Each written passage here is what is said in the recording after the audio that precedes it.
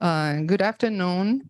On behalf of Casa de Oswaldo Cruz and the Center for Technological Development in Health, CDTS, Dr. Carlos Morel and I would like to warmly welcome and thank Dr. Markolin for accepting our invitation to give this lecture, The Viral Spread of Information Pathogens, the Disputes Around the Origin of SARS-CoV-2.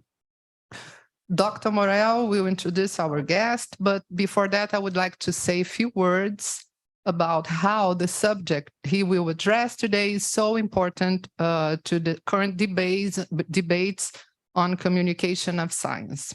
Brazil and the world have experienced in recent years the advance of discourses that deny and attack science, as everybody knows.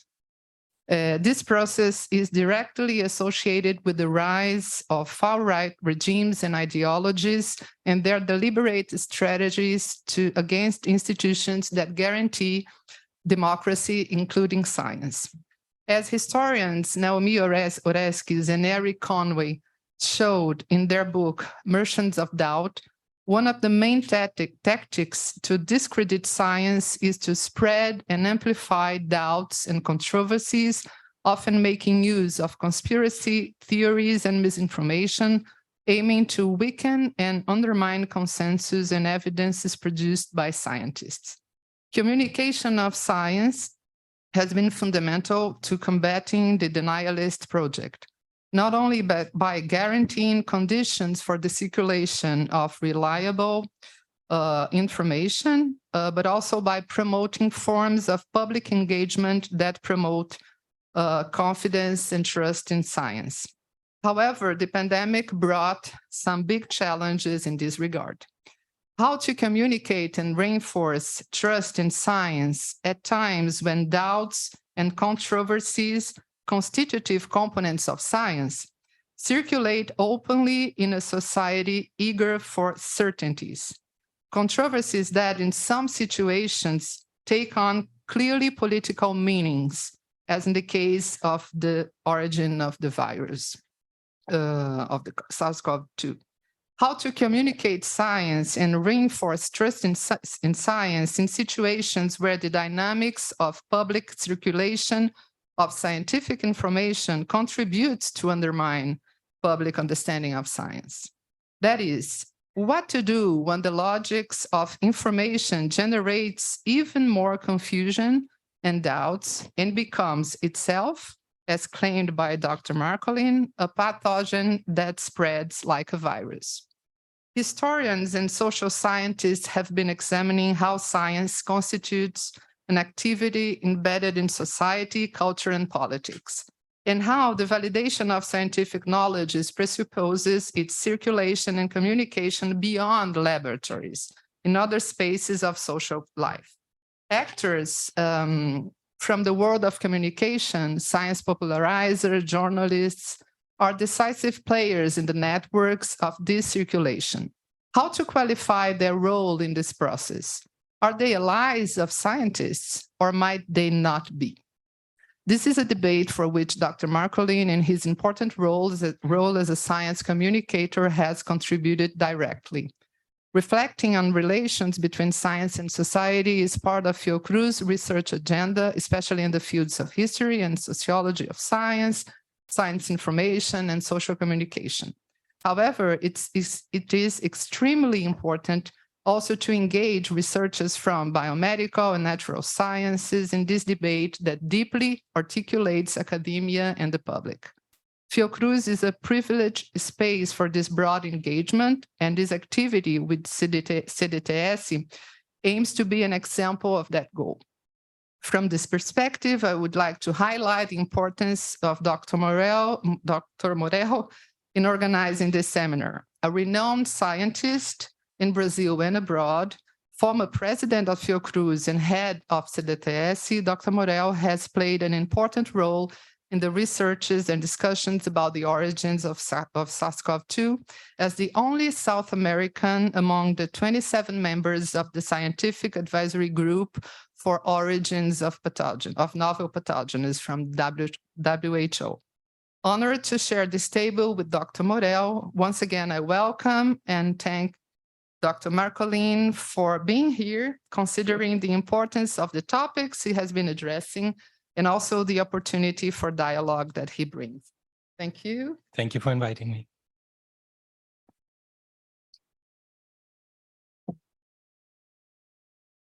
Obrigado, Simone. Philip, I'm sorry, but I'm going to introduce you in Portuguese. That's fine. So that the people will... Later on, I can tell you what I'm going to say. É um prazer grande trazer o Philipp hoje aqui. Eu vou contar um pouco por que a gente fez esse convite. Quando eu fui nomeado para o SAGO, né, que é o tal comitê lá na OMS, que foi talhado para estudar a origem dos novos patógenos, SAGO é Scientific Advisory Group on the Origin of Novel Pathogens. Primeiro, o processo de constituição do SAGO foi muito complicado. A OMS chamou candidaturas, recebeu 700 e poucas candidaturas, fez uma primeira divulgação, recebeu cartas de todo mundo apoiando, mas a maioria contestando, e uma das cartas que contestou é de um grupo de extrema-direita americano chamado US Right to Know, o direito de conhecer. É uma organização que fica fuçando correspondência baseada na lei da informação aberta dos Estados Unidos, e conseguiram que fosse removido um dos nomes da primeira seleção da OMS, coisa que nunca tinha havido. O diretor baixou a cabeça e aceitou tirar do comitê Marion Koopman, que é uma eminente professora virologista super reconhecida na Holanda. Tirou. Fez outra call for application, outra chamada de candidaturas, e finalmente montou o comitê com 27 membros. Eu fui, como ela disse, eu sou o único da América do Sul. Do Caribe tem a representante de Cuba, tá? Tem a Maria Guadalupe Guzmán. A lógica desse comitê foi ter de cada país só uma pessoa, para evitar que tivesse 5 americanos, né? Então, cada país uma pessoa. Eu chamei esse comitê de uma espécie de mini Assembleia de Saúde. A Assembleia Mundial de Saúde são ministros de saúde, então também um em cada país.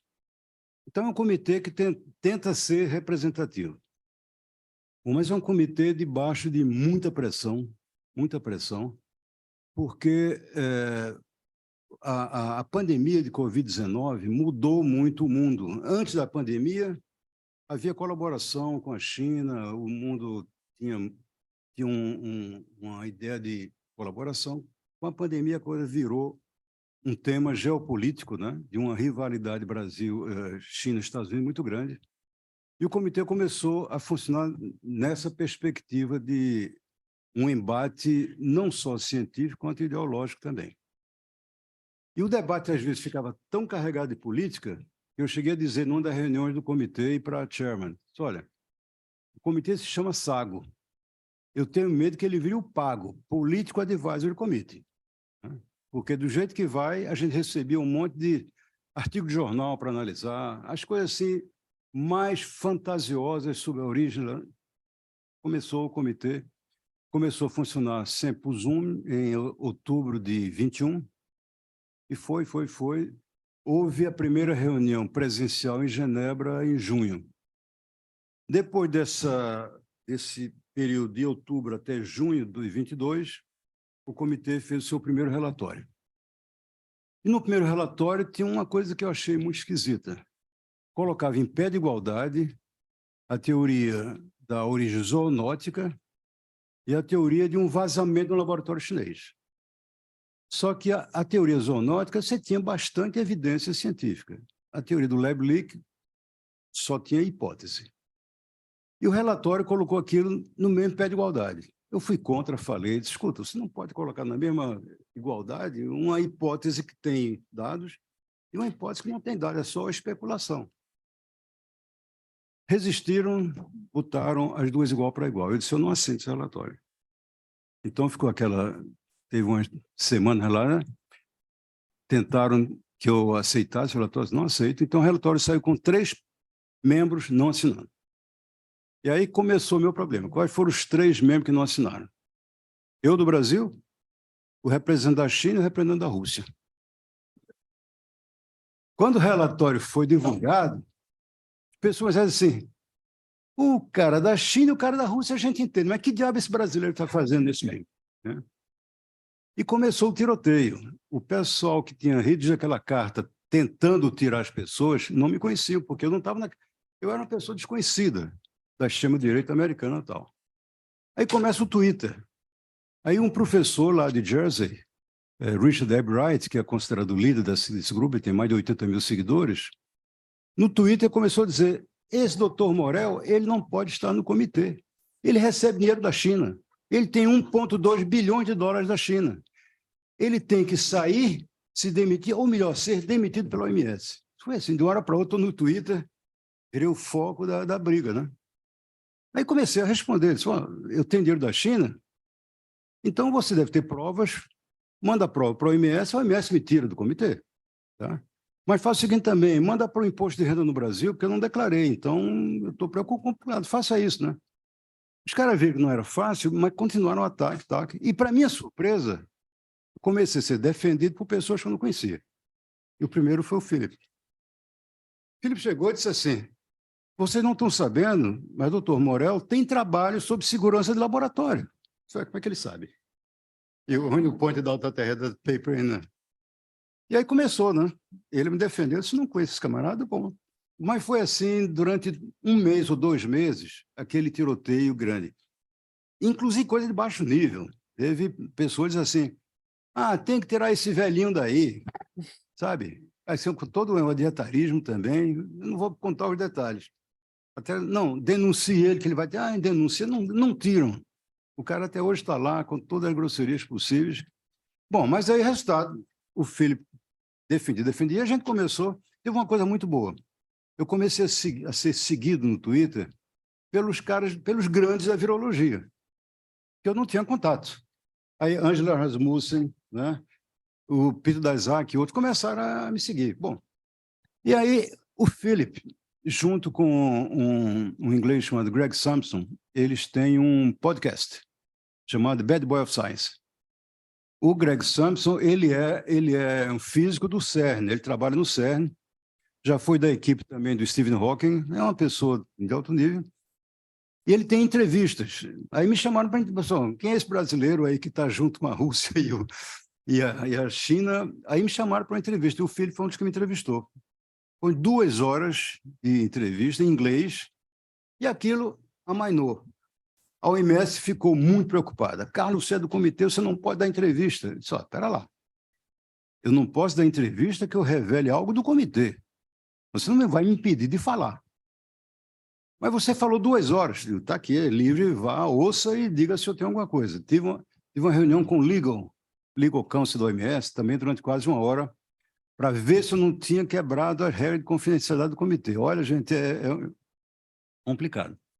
No fim, a entrevista saiu, a coisa amainou, eu também comi da bloco, não tem por que ficar discutindo com esse pessoal. E teve uma reportagem interessante, uma delas foi a Science. O rapaz da Science me entrevistou, o John Cohen, e uma reportagem grande, logo depois do relatório, e ele me perguntou: mas por que você não concorda com o relatório? Eu disse uma frase muito simples e que ele transcreveu lá, que deu mais raiva às pessoas. Você veja, eu não achei, não há nenhuma evidência do lableak. Por que eu vou discutir alguma coisa que não tem evidência? Não vou discutir. Cara, os caras do lableak ficaram alucinados com isso. Achando que tinha evidência, não tem evidência. E a coisa piorou, porque hoje em dia você tem o FBI foi chamado a dar um parecer, o Department of Defense também foi chamado a dar um parecer, e aí eles começam a chamar de Intelligence Evidence. Mas escuta, eu não conheço a história de evidência de inteligência. Qual é a evidência que o FBI pode dar? Não.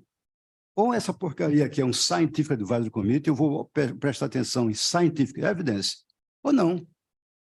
Resultado, esse debate foi finalmente agora, mais coisa de 1 mês atrás, teve outra reunião grande, e o Sagro fez um statement.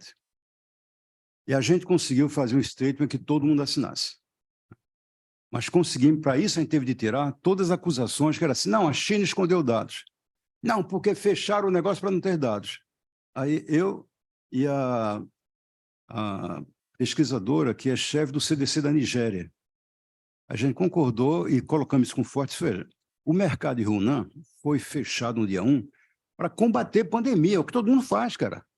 Quer dizer, a Holanda não mata os visões, quando tem uma gripe aviária não mata as aves, quando tem uma gripe suína não mata os porcos, a China fechou por motivo de segurança pública, de public health. E aí tiraram qualquer coisa de uma desconfiança para colocar foi assunto. Então, o relatório foi assinado por todo mundo. Qual foi o problema? O relatório foi divulgado no sábado, o diretor falou em entrevista para a imprensa na sexta-feira. Então, o diretor continuou com a mesma ladainha de que a China não compartilha informações e tal. Aí disseram, não, cara, você tem que ter o mesmo peso. Isso não tem o mesmo peso. Uma entrevista do diretor-geral da OMS, uma escala de 0 a 100, tem um peso 90. Um relatório do sábado, no dia seguinte, tem um peso de 10, cara. Tá? Mas, pelo menos, a gente conseguiu fazer mitigação de risco. Uma pergunta interessante que eu agora recebi há pouco tempo atrás, uma pessoa me disse o seguinte, por que somente 3 pessoas foram contra o primeiro relatório? Pois é, eu também gostaria de saber, porque só 3 pessoas ousaram levantar a cabeça contra um relatório. A gente espera que isso continue, mas são pessoas como o Philipp, que ele migrou. O Philipp era da área hard de bioinformática, tá? Então, ele era um cientista duro, como a gente chama, hard scientist de bioinformática. Mas foi ficando fascinado pela questão de comunicação e ciência. E começou a participar. Aí eu acompanhei muito essa trajetória dele, de ser cada vez mais... E ele tem umas frases muito interessantes. Eles chamam de patógenos virais de informação, né? Que são os fake news que começam a incutir na cabeça das pessoas inverdades, né? Aí eu comecei a dizer, Felipe, seria muito interessante você dar uma palestra aqui. Ele disse, sabe, os pais da minha esposa moram no Brasil, estou indo aí agora. Opa, então vamos chamar. Falei com a casa, eu digo, ô Simone, tem que ser na casa, porque o CDTS, a gente também é mais do hard science, mas vocês estão mais na área de comunicação. Então, terminou, foi ótimo, ele veio com alguns problemas, perdeu a bagagem dele, ainda está com camisa emprestada, mas, enfim, chegou. Eu acho que a gente tem essa belíssima oportunidade de ouvir o Philipp, vai ser em inglês, mas, enfim, eu acho que com essa introdução a gente vê mais ou menos o papel que ele tem feito na periferia de ajudar a OMS a ter uma visão mais científica e menos fake news, menos negacionista. Tá? So, Philipp, we are very happy that you are here. I told a little bit of your history in fighting for me in the cyber, and the floor is yours. Just a minute before, Philipp. Eu queria me desculpar, eu sou Simone Kropf, sou pesquisadora aqui do Departamento de Pesquisa em História das Ciências e da Saúde da Casa de Oswaldo Cruz, e está comigo aqui também Marcos Giraldi, do CDTS, está compartilhando a mesa. Por favor. E o Cláudio que está lá. O Marcos e o Cláudio são quem organizam o seminário do CDTS. E a equipe técnica da gente, o Felipe, o Eduardo, estão lá também para ajudar nisso, tá? Então, agora é seu. All right, so everybody hears me okay? Good. So yeah, I'm not going to spend a lot of time explaining how I went into the situation, because this will make more sense to do at the end of the presentation. I would just say from a background, like Carlos mentioned, so I used to work in a wet lab for like 10 years. I worked with viruses, we were doing cancer research, and used them mostly as genetic delivery. But this is also, a BSL-2 lab kind of environment. And after that, I decided also to move into a machine learning lab where I did bioinformatics and worked. I think I was the most biological person in that machine learning lab, but I learned a little bit, how do these people set up algorithmic systems that can do pattern recognition by themselves. So supervised learning, unsupervised learning stuff. And I always liked science communication. I was writing blogs for like 5 years before I decided, why not try to do this a bit more professionally. And I thought as a first topic, why not start with this lableak theory? Because, it seems like there's some confusion. Maybe I can help out a little bit, and I'm still stuck on the topic. But I think there's some interesting things that we can learn from it. And yeah, let's have some fun with the presentation and see where we end up. Yeah, for also people that look online to the presentation, so you can just scan the QR code and you will find all the slides. The slides are very densely packed and arranged that you can understand the presentation without listening. So this is usually important when you do science communication, always have material available for consumption, because people have different speed of how quickly they can consume information. And then, many can just take their time, look at the slides again, because this would be a fast-paced talk, right? So we're going to talk about why science under pressure. We're going to talk about the origin of SARS-CoV-2 and what is the scientific evidence. And I'm going to explain a bit more, not about the scientific evidence, but how to think about a problem like this, where there is scientific uncertainty left. Then we're going to talk about what was already announced. We're going to talk about what I call new vulnerabilities of our information ecosystems, and the formation of an ecosystem of falsehoods that we're currently suffering under. This is not only Brazil, this is the whole world. We could talk about the Philippines, we could talk about the US, but we're going to talk also a little bit about the situation in Brazil. And then there will be some short concluding remarks, and then we'll open up the discussion for some question and answers, and then I'm happy to try to help out with any answers I can give. All right. So first, science under pressure. So ever since the pandemic started, scientists have gotten a new central role in society. Suddenly scientists were in demand, they would be more on television, they would give interviews, they would be featured in articles. And this newfound attention brought something that scientists were not used to, which is pushback from society. So surveys done by Nature, for example, as you shown here, they see that scientists suddenly felt themselves attacked. Their reputation was attacked, their credibility was attacked, and some even received death threats. So 15% of the surveyed scientists, for example, had received death threats. So this is, of course, a new environment for scientists to operate in when they start talking to the public. I hope this doesn't block too much, otherwise we can close it here. So first, when we talk about the lableak conspiracy, we have to think a bit, where did it start from? So in the beginning, when people talked about a man-made virus, they didn't necessarily talk about the lableak as we think about it today. There was more of an engineered type, leak of a secret bioweapon. And this was pushed heavily by certain actors. And then over time, it started mutating and turning into the narrative that we are more familiar with. I think the biggest impact we saw was around mid-2021. This is when a lot of serious news outlets, New York Times, Washington Post, even Science itself said, look, the origins are not clear. We have to look deeper. Maybe lableak is on the table. There was also a lot of, pushback from people that felt like they had been suppressed in talking about this topic. So there was a lot of energy coming into this topic, and this basically swept the world. And this is where most people started getting more familiar with the arguments of the lableak theory. So it has since then become a contagious topic. As you can see here, there's some polling data from the US. In the beginning of 2020, there was, like a 20 to 30% of people, and this is also in Europe pretty much the same, that had this idea that the virus didn't come about naturally. So this is not unusual. Every pandemic has some,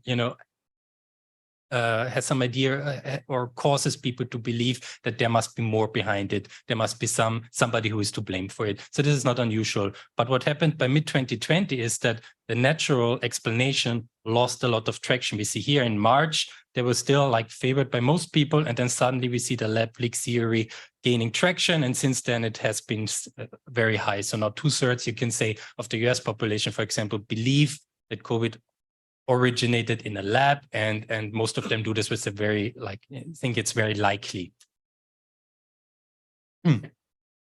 And this is an interesting example for us as scientists, because there is a growing rift between society and science. While this society is thinking that the virus came from a lab or was unnatural or was man-made, virologists more and more aggregate around the conclusion that this has actually been a zoonotic spillover, like many pandemics before, and have faced a lot of pushback in the media. You see scientists, their personal documents have been leaked, their emails have been leaked or requested via the Freedom of Information Act. There have been inside and investigative journalists, going through every little bit of their grant funding, of their work, so they have been under the microscope, to put it like that. And often this comes with allegations that virologists must be compromised, that they must have conflict of interest. And that is why they believe it is a zoonotic origin and not actually that this is the best explanation of the evidence we have. And this brings me to the next point. What is the evidence? Where does SARS-CoV-2 come from? And how should we think about this problem? And the first thing that I always say is we have to talk better about the words that we are using, because between a zoonotic origin and the lab leak, there's many different scenarios that are possible. And I actually prefer talking about non-research related origins and research related origins. And when we're talking about the discussion in the media, it's mostly between, on the left side, a market emergent. This would be a zoonotic origin by an intermediate animal that came via the wildlife trade to the Hunan market in the city of Wuhan.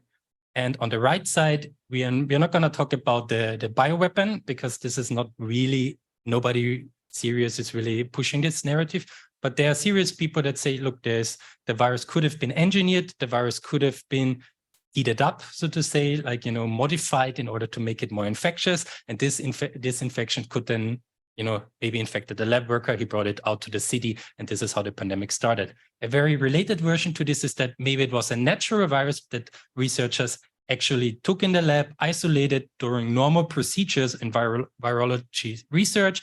They were researching bad viruses after all, and then this virus happened to be unfortunately pandemic, and it kind of, there was a containment breach and it escaped. So these are the two lab leak scenarios that are most people talk about. And then there's a third one that often gets conflated, which is that actually what if researchers found the virus somewhere in the wild, got infected without knowing, and then brought it to the city of Wuhan. It wouldn't have leaked from a lab, but it would still be a research-related accident in that sense. All right, so this is what we talk about. And today we're mostly going to talk about the yellow boxes. So this is where most of the scientific discussion is happening.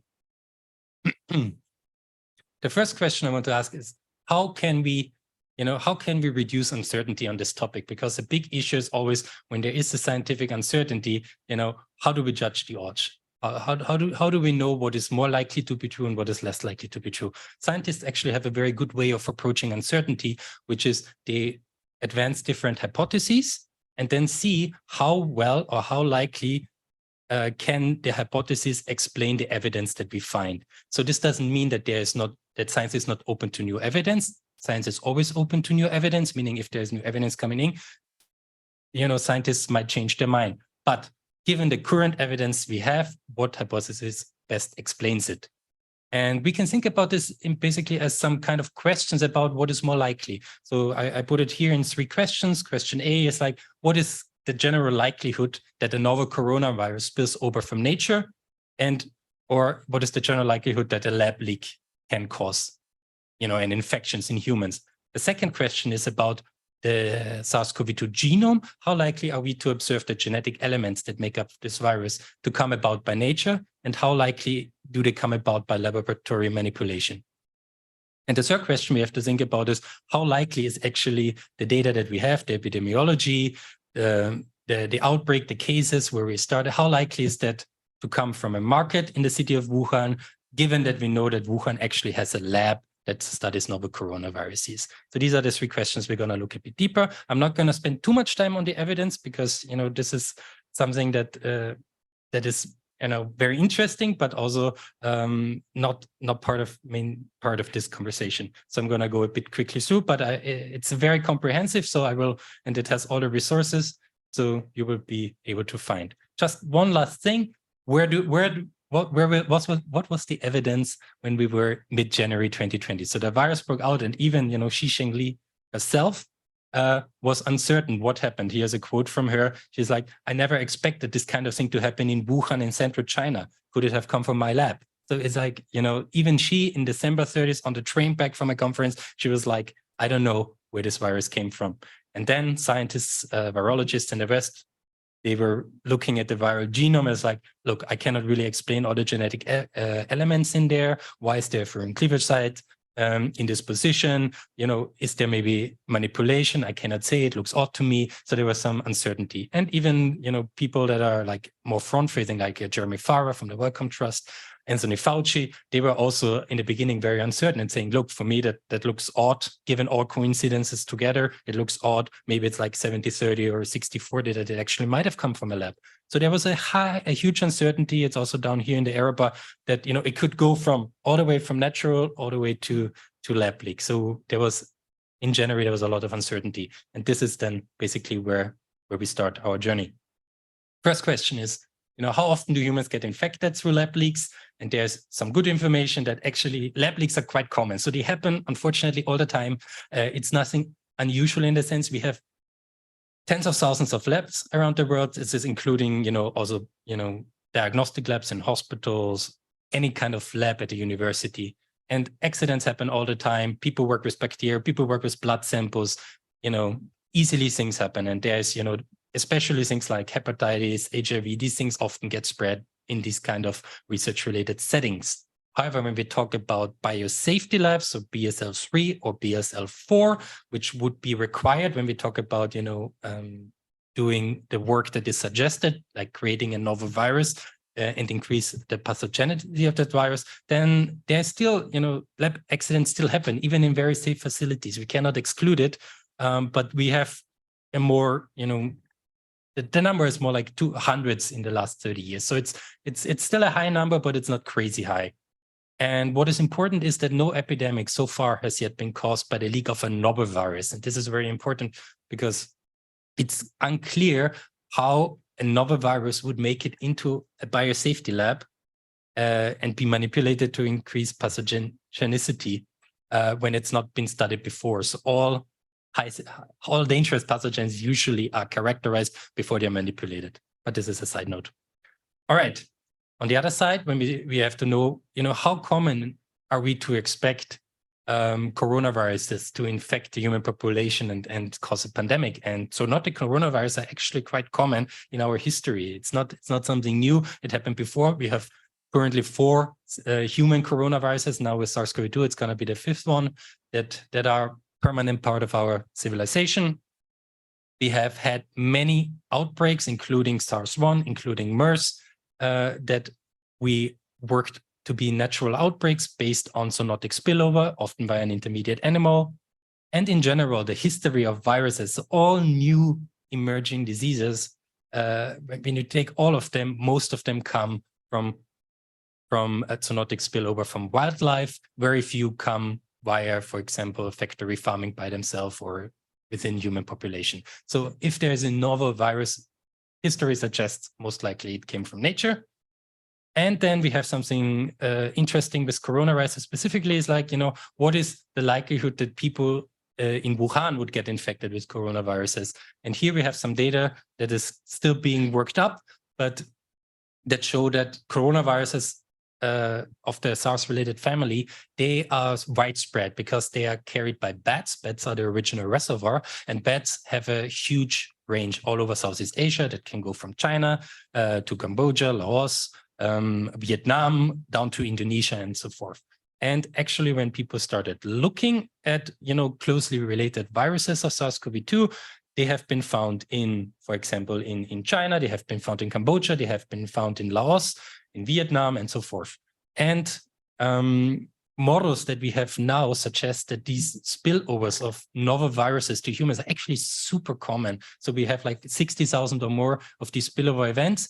However, most of these don't start onward transmission chains. They don't usually cause an outbreak because either people have higher immunity, so people that go into the woods or, butcher bats, they have already some residual immunity, or they never come into a crowded area where they can start spreading the virus and cause a pandemic. And I think Mark Warby said that, it really takes a city to cause a pandemic. All right, so this brings me to the summary of the first part. So a priori, I would say that, the first infection with a novel virus, with a novel coronavirus, are orders of magnitude less likely to occur inside of a lab than outside of a lab.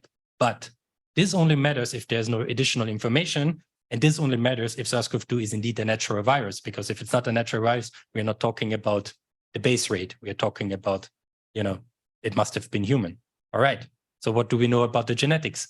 On the genetics, the interesting part here, I would say, is the recombination part, and we were lucky in a certain sense, because it's not always easy to tell if a virus is engineered or not. Human genetic engineering technology has gotten so good that we can make any genome we can think about. However, we cannot always produce functional viruses. So usually we took inspiration from nature. In this sense, it would have been odd if the virus would have been created, because there is a recombination history. So all coronaviruses, they evolve through a process called recombination. They shuffle genetic elements between each other, which means that when we look at the whole genome, we have like 27 different puzzle pieces that are shared with natural viruses in nature. This is something that cannot be faked in a lab. So this evolution, this history cannot be faked in a lab. That means that the larger virus, so the 30,000 nucleotides that make up the virus, they evolved in nature. We have, you know, for each part, we have evidence that there is actually a natural equivalent that is closer related to any SARS-CoV-2 related virus that anybody ever had in a lab. So this is clear that this could have not been engineered in the lab. It must have come about by natural way. But this does not mean that it couldn't have been heated up. So they could still take a bad virus that has, you know, this natural backbone and then start manipulating it. And one of these arguments often comes is that the binding to human ACE2 receptor, the ones that makes the virus target humans, that must have been engineered because it was infecting humans so well. If you look a bit deeper, and there has been a lot of scientific discussion about this, there have been papers about it published now, these arguments don't hold any water. We have found receptor binding domains in nature that are as closely related to SARS-CoV-2 as can be. They can infect, so these viruses, they live in bats or in pangolins, they can infect human cells from the get-go, and they share the same kind of mechanism. This is a different mechanism than SARS-1. So the idea also would have been, if you had SARS-1, why not optimize, you know, the receptor binding domain from SARS-1 if you wanted to have a human infection, a virus that can infect human cells very well. The other argument is that the receptor binding domain, you know, has been stable, didn't move, didn't evolve very much. This is also not true. The receptor binding domain, ever since it started, you know, spreading globally, started to change a lot, started to adapt. So it behaves very naturally. There's nothing artificial about it. This is exactly what we would expect from natural mechanisms. And as we have learned, the virus is a very generalist virus. It can infect from the get-go many different animals. It has infected minks, it has infected hamsters, it has infected, you know, zoo animals, it has infected deer. And, you know, nobody talks about how the hell was the receptor binding domain optimized to infect North American deer, because that's not a thing. It's just because it's us humans, we think it must have been optimized. It's not a thing. Nobody optimized it. It's a virus that has a capacity to infect a lot of mammals. But there's one thing that has still some uncertainty around it, which is the so-called furin cleavage site. So the furin cleavage site is a polybasic sequence motif in the spike protein, and that can increase the infectivity of the virus and the transmissibility of the virus when it gets cleaved. And the interesting part here is that, or what advocates of the lableak theory say is that, look, the FCS motif is something that is unique to SARS-CoV-2. We have not found it in Sabico viruses, which are SARS-related family members of this virus. And also there has been a lot of research done in introducing furin cleavage sites previously in the labs, because there was a research interest. So furin cleavage sites are also interested, for example, for influenza research. We know that influenza from mild versions get more pathogenic if they have a furin cleavage site. And for coronaviruses, some of them seems to be the same. Of course, now the more we learn, actually, it's not just the FCS. We need to have way more viral components in really to make the FCS work. And this is basically also the best argument that we're going to talk about now. So first, we have observed that furin cleavage sites occur naturally all the time over the wider beta-corona family tree, and that we haven't found one in the Sabico family might be just we haven't sampled enough, might be some other mechanism, but this does not preclude a natural origin. The next argument is that how could it have come about if not for engineering? Well, there's actually a lot of biological mechanisms on offer. So we know now from recent studies that they found in European bats, for example, there are 2 studies now. They found that there is sequence motifs that are almost furin cleavage sites. They are so-called proto-furin cleavage sites. If you switch just one nucleotide via random mutation, they become an active furin cleavage site. So this can just happen if the virus jumps into a new host, gets this mutation, have a furin cleavage site, has a growth advantage, starts growing out. Similar arguments can be advanced via this insertion. So viral insertion happens. The structure of the genome, now we know from observing the virus a bit longer, we know that this boundary region, the S1, S2 boundary region where the cleavage happens, this is actually a very fragile region genetically that is open for genetic insertion. So they can easier fly in and fly out. The technicalities are a bit complicated. It has to do with polymerase slippage sites and other secondary mRNA structure that makes it more likely that something flies into this position. And it's an evolutionary hotspot. And the same is true for recombination. It's also a recombination hotspot here. So there's multiple natural explanations on offer how a furin cleavage site could have come into this virus. And there's also been work ongoing. Okay, but could it have been engineered? People wanted to engineer it, and there's some arguments against that. I'm not going to go too deep, but Robert Gary has a very nice paper about it, listing some points. Basically, the furin cleavage site we observe in SARS-CoV-2 is not something that scientists would necessarily introduce because it's suboptimal. I prefer to say it's crippled. It doesn't really work. It's out of frame, meaning nobody would insert an out of frame insertion for no reason. It's a suboptimal motif. It's not even clear if you introduce the motif that we have into the virus that it would actually work. So why do it in the first place? And I think the best argument for this is it doesn't even work. So in cell culture, you lose it. If you culture SARS-CoV-2 in cell lines, the FCS gets lost because it's not important for cell culture experiments. It's a kinetic burden because it makes a bit of a weird loop out. It's a kinetic burden if that gets cleaved for the virus kinetics in the cell culture system. However, in hosts, when you talk host-to-host transfer, this is a huge advantage, which of course makes sure that the FCS is conserved. And now there was a recent paper in 2022 that actually gave an even better explanation. The furin cleavage site also has an unnecessary amino acid, proline amino acid in front, which sometimes is called a spacer. Spacers are introduced by genetic engineers if you want to create some space, like you said, in the genome. But proline is a very unusual amino acid to introduce because proline is a helix breaker because it has amino acids can usually turn around, but it has a limited phi and psi angle. That means you basically introduce a bend into your protein, and if this is introduced in the wrong side of your protein, odds are you destroy your whole protein. So an engineer would not use a proline spacer. They use a glycine or something small. So this is very odd. But nature is a bit smarter than human engineers. So it turns out because they had this proline spacer, you get this bend outside of the protein that allows the furin cleavage sites to be recognized and cleaved well. So it's actually a very good thing to have it. And if you don't have it, if you lose it, the furin cleavage site wouldn't work as well. So, and this is also something that engineers wouldn't be able to know in advance without having the models to do that. So these are all indications that say, look, it's a very odd site. It doesn't really work in the lab. It most likely came about by natural processes. All right. Sorry, this was a bit technical, but it's sometimes worth to go a bit into detail. And here we can conclude that the SARS-CoV-2 genome overall is not engineered, that it's natural, and that almost certainly it was not manipulated. So we can move the lever of the second question, basically, it's most likely also zoonotic. But, a novel natural coronavirus could still have leaked from a lab at the Wuhan Institute of Virology. They are known to collect hundreds of those unknown bad viruses. So what does the evidence suggest there? Here's some very nice work done by Jonathan Baker, for example, but also by others who really could show when you trace the virus to the history of the family tree. Basically, it's called phylogeny. When you create these family trees of the virus, you see that there actually have been two lineages, lineage A and lineage B. So basically, two kind of separate lineages that separated early and started different transmission chains.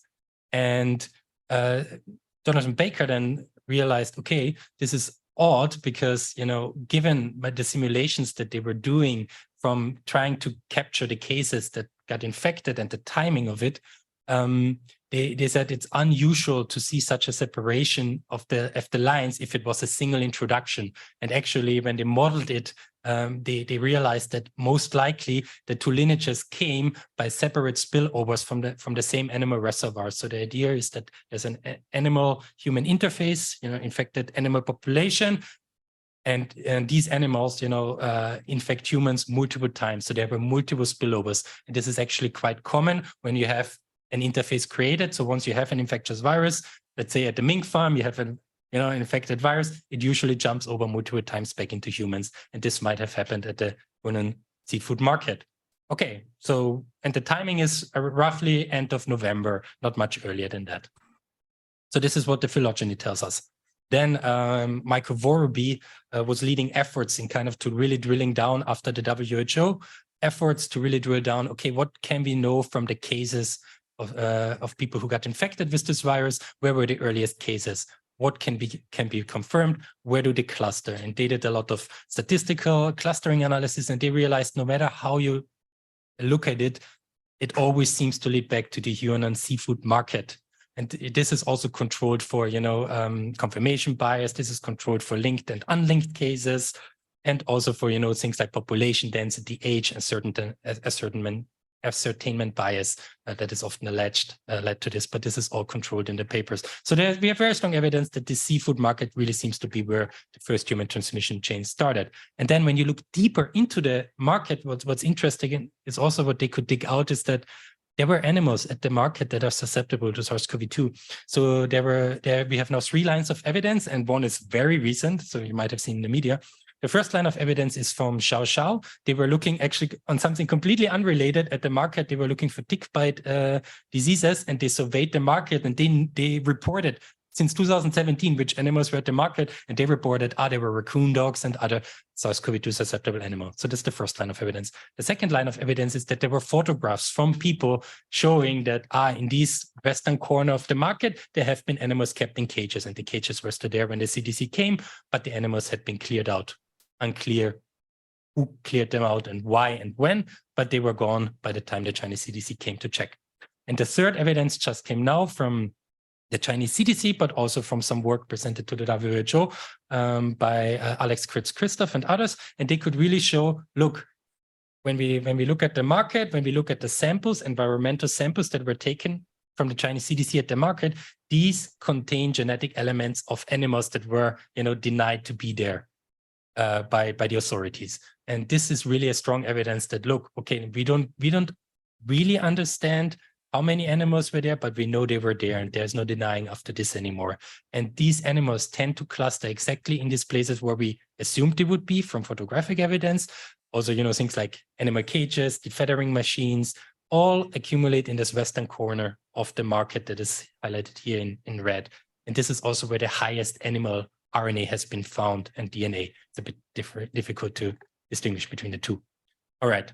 So there's a good, it doesn't necessarily mean that the animals were infected, but co-occurrence is a strong sign that if they were infected, you would exactly observe what we see today. All right. But the big question that still looms is like, okay, come on, but why exactly Wuhan, that has this Wuhan Institute of Virology, from all the places it could have spilled over, why did they start the pandemic here? And this is super interesting for me as a communicator, because I feel like this has been a completely misleading framing of the whole story. So first, what we have to think about is the distance argument. People say, these viruses, they are somewhere in southern China and Southeast Asia and Yunnan. Why would they come to Wuhan? The lab is right next door. But this argument doesn't really hold water if you think about SARS-1. SARS-1 was found far away from its natural reservoir, which also would be in southern China and Yunnan. And, we have better evidence that it came by animals because it was caught later, but the distance is the same between SARS-1 and SARS-CoV-2. It's just a different mega city where it broke out.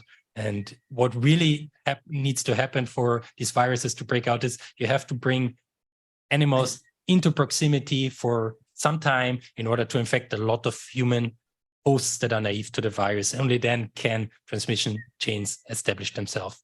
And this is something that Jonathan Baker already did in a 2020 work. They simulated basically the original virus that spilled over most of the time it would die out. So if it spills over in a village somewhere, 99.9% it would never lead to onward transmission. Even in Wuhan itself, the virus would die out 70% of the time because it was just not that infectious when it spilled over at first. Later we had the Delta and Omicron variants that are way more infectious, but the original virus, not that infectious. And so either we were super unlucky, the 30% that hit us, or it was indeed, you had this infected animal population, it spilled over multiple times. So they say approximately it spilled over 5 times. And we have good evidence with the 2 lineages that at least we have 2 separate introduction of this virus, very short together, like a week apart. And now let's talk a little bit about, but what about the Wuhan Institute of Virology?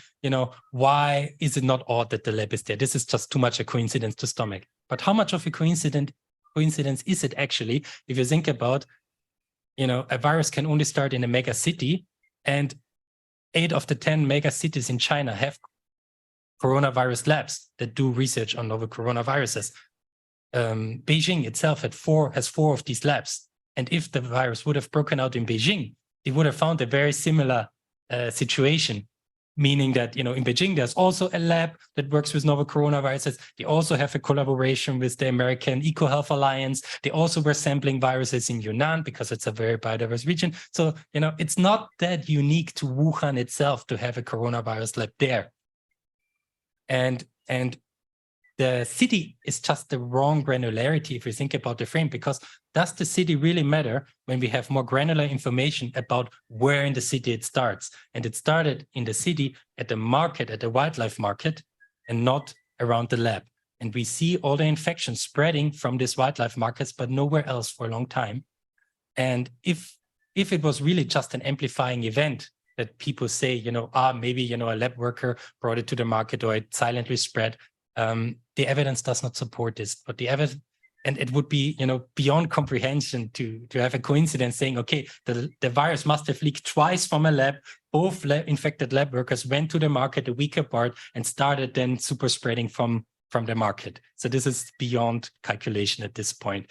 And there are so many different places in Wuhan that would have more likely started the initial amplification event if it came from a lab. It would have been restaurants around the lab. It would have been associated with people that know the lab or that work with the lab. Could have been hospitals, could have been schools, could have been malls, could have been a million things. And what are the odds that the virus exactly spreads over at one of the few wildlife markets that's not frequented very much, as you can see in this figure here? It's not really much frequented, and it had these susceptible animals. So what are the odds that it happened twice from there? I don't know, not very high. All right, so this brings us to our last calculation, which is like, the first human infections most likely occurred at the Yunnan market and almost certainly not from a lab. So while it's still unclear how exactly the virus came to the market, we can be pretty sure it actually did not come from a lab. So the uncertainty there is a bit lower. Good. Back to the uncertainties here. So as evidence accumulates, the uncertainty shrinks. So in January 2020, we talked about huge uncertainty, could be 50-50. I mean, I don't like 50-50 because it promotes false accuracy, but, we didn't know really. Now, by 2021, scientific evidence started accumulating. We learned more about how prevalent these zoonotic spillovers are. And, people looked at the genome with a fine-tooth comb, and there is no evidence that this was engineered. Actually, it looks very much like what we would expect from a natural virus to look. So you see the evidence marks get pushed a bit to the side, and the uncertainty shrinks when we do that. And now we even have more evidence. Out for a second. Now we have even more evidence that basically with the Yunnan market, with the early evidence, with the animals being at the market, you also push the last question a bit further to the zoonotic side. And this shrinks our uncertainty gigantically. And then the question really is, is the lableak theory still a valid scientific theory? After all, there's not a single piece of evidence for it and a huge amount of evidence against it. All right, so this brings us away from the science. There's one more thing that, if this is, oh. So I usually like to make these summaries. Here is like 10 different lines of evidence for zoonotic origin, because people just don't know, they don't hear about evidence, and it's good to have them collected a little bit and present, look, this is all the scientific evidence referenced with scientific papers that we have for zoonotic origin. where are the papers for the lableak side? Where are the papers arguing, this is a virus that was genetically engineered like this and stuff like that? This doesn't exist. There is no scientific theory at the moment that can explain all the evidence we observe. And that's why, Edward Holmes is known to say that the lableak theory is dead. But, just because the scientific theory is dead doesn't mean that the lableak myth is not going to stay alive. And this is what brings me to the next chapter. So science paints a pretty clear and one-sided picture. So, what is all the media fuss about, right? And we're going to switch mindsets now. So I used to be very much in the science communicator mindset, but in order to understand what's going to happen next, we have to switch into the what I call social media manipulator mindset. So, you have to bear with me, and I think this is going to be interesting for this discussion. So, let's talk about what's going on currently in our information sphere. First, important to know is that we had some technological disruption that changed how information travels through society. So first, what happened is we got broadband internet, and then the social media came. And with it came, the advertising-based free access information model. Society went basically from information scarcity to an information abundance, even an overabundance. And now everybody basically can create, share, consume as much information as they like. And this transfer of information is facilitated by algorithmic systems that basically show us the information that we get to see. And this brings me to a question, why does science struggle today? What is going on? And I think, we have to think about the new information environment, the features of the new information environment, and how they might shift the balance of power of information more towards science or more towards falsehoods. And here, again, I have 3 questions or 3 parts for you, which is basically, how does the attention economy look? And are there some asymmetries that, shift the pendulum one way or the other? The second one is what we're going to talk about, what Carlos experienced recently, which is, the communication tactics of what I call discourse manipulators. These are a varied group from influencers, journalists, social media trolls, contrarian scientists, a whole spectrum. And then the third part, we're going to talk, this is the most recent way I think about it. And this is, very much not mature. So please help me think about this. We're going to talk about information pathogens and information cascades. All right, so let's get started.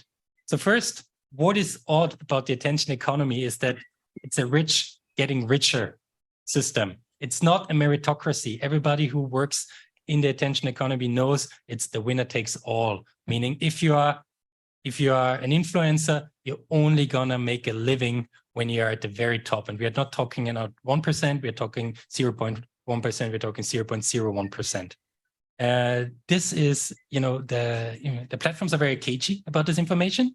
But there was a big leak that I knew about because my brother actually is an influencer, a video game influencer. And he told me there was this leak about Twitch payouts. So Twitch is a platform for video game streamers. And they have 8 million people that stream video games regularly. So creators, and how many actually can live of doing that? And from these 8 million people, we see that only about 2,500 can make somewhat of a livable salary. But then the moment we move upward, you see that, 81 streamers, for example, made more than 500,000 and 25 made more than 1 million. So clearly you have a very screwed system that is favored to the influencers that are at the very top. So they rule. It's a very aristocratic system. It's an oligopoly. And it's a completely new environment in the sense that there is no regulation. There is no attention tax. Nobody distributes attention. The platforms don't do that. The platform facilitates this kind of, inequality. There's no regulation, what can be done or can be said to attract attention. And the only goal of these new platforms is to capture the attention of audiences, because this brings power both to the influencers and their finances and to the platforms. So this is the environment. It's not as our democratic environment. This is a very different environment. This is a winner takes all capitalistic, survival of the fittest environment. Good. And I want you now to think of information as a product to sell. I want you to get into the mind of an influencer, and we think about information not as, this is something that we learn about. Information is just something that we use to sell. All right. So how do influencers think about information? First, they care about how much time and effort does it take to produce information? What is my target audience? Who do I sell it to? Like any salesperson, they have to know what is my audience, what are my customers. And the third thing is, what is my USP? So USP in marketing means what is my unique selling proposition? What makes my information product stand out compared to the rest? And, there are certain, general rules and tricks that people use from selling. First is the customer is always right. So, many influencers just create content that people want to see, not necessarily that they need to hear. And the easiest way to create information products is to make something that is just very addictive, very attractive, something that triggers our dopamine system. Think about all these cat memes that on the internet. Think about, pornography. These are things that trigger our dopamine system, that are addictive. This spreads well on social media. This means this can increase the money influencers can make. And the third is a bit more of an elaborate tactic, which is really to create these addictive information products that have this unique appeal to a specific audience. And this is where then conspiracy theories come in, for example, right? When we talk about influencers that specifically just comment about the US culture war, that specifically are anti-vax influencers, saying, okay, I'm just going to amplify every bad information about vaccines that I have to throw it out, because this is what vaccine skeptics want to hear, and they basically fall into this environment from these influencers. All right. Now, what does science do in this environment? Aside for a second. So, that's a typo in here. So scientists and science communicators that I learned painfully is like, we have to compete in the same environment. It's not that we have, a unique environment where our information products about scientific information can go. No, on social media, our information is just as good as the next cat video. So how do we compete in this environment, or can we even compete? And I think we face multiple limitations as science communicators in this environment. First, scientific content is slow to produce and it's difficult to produce.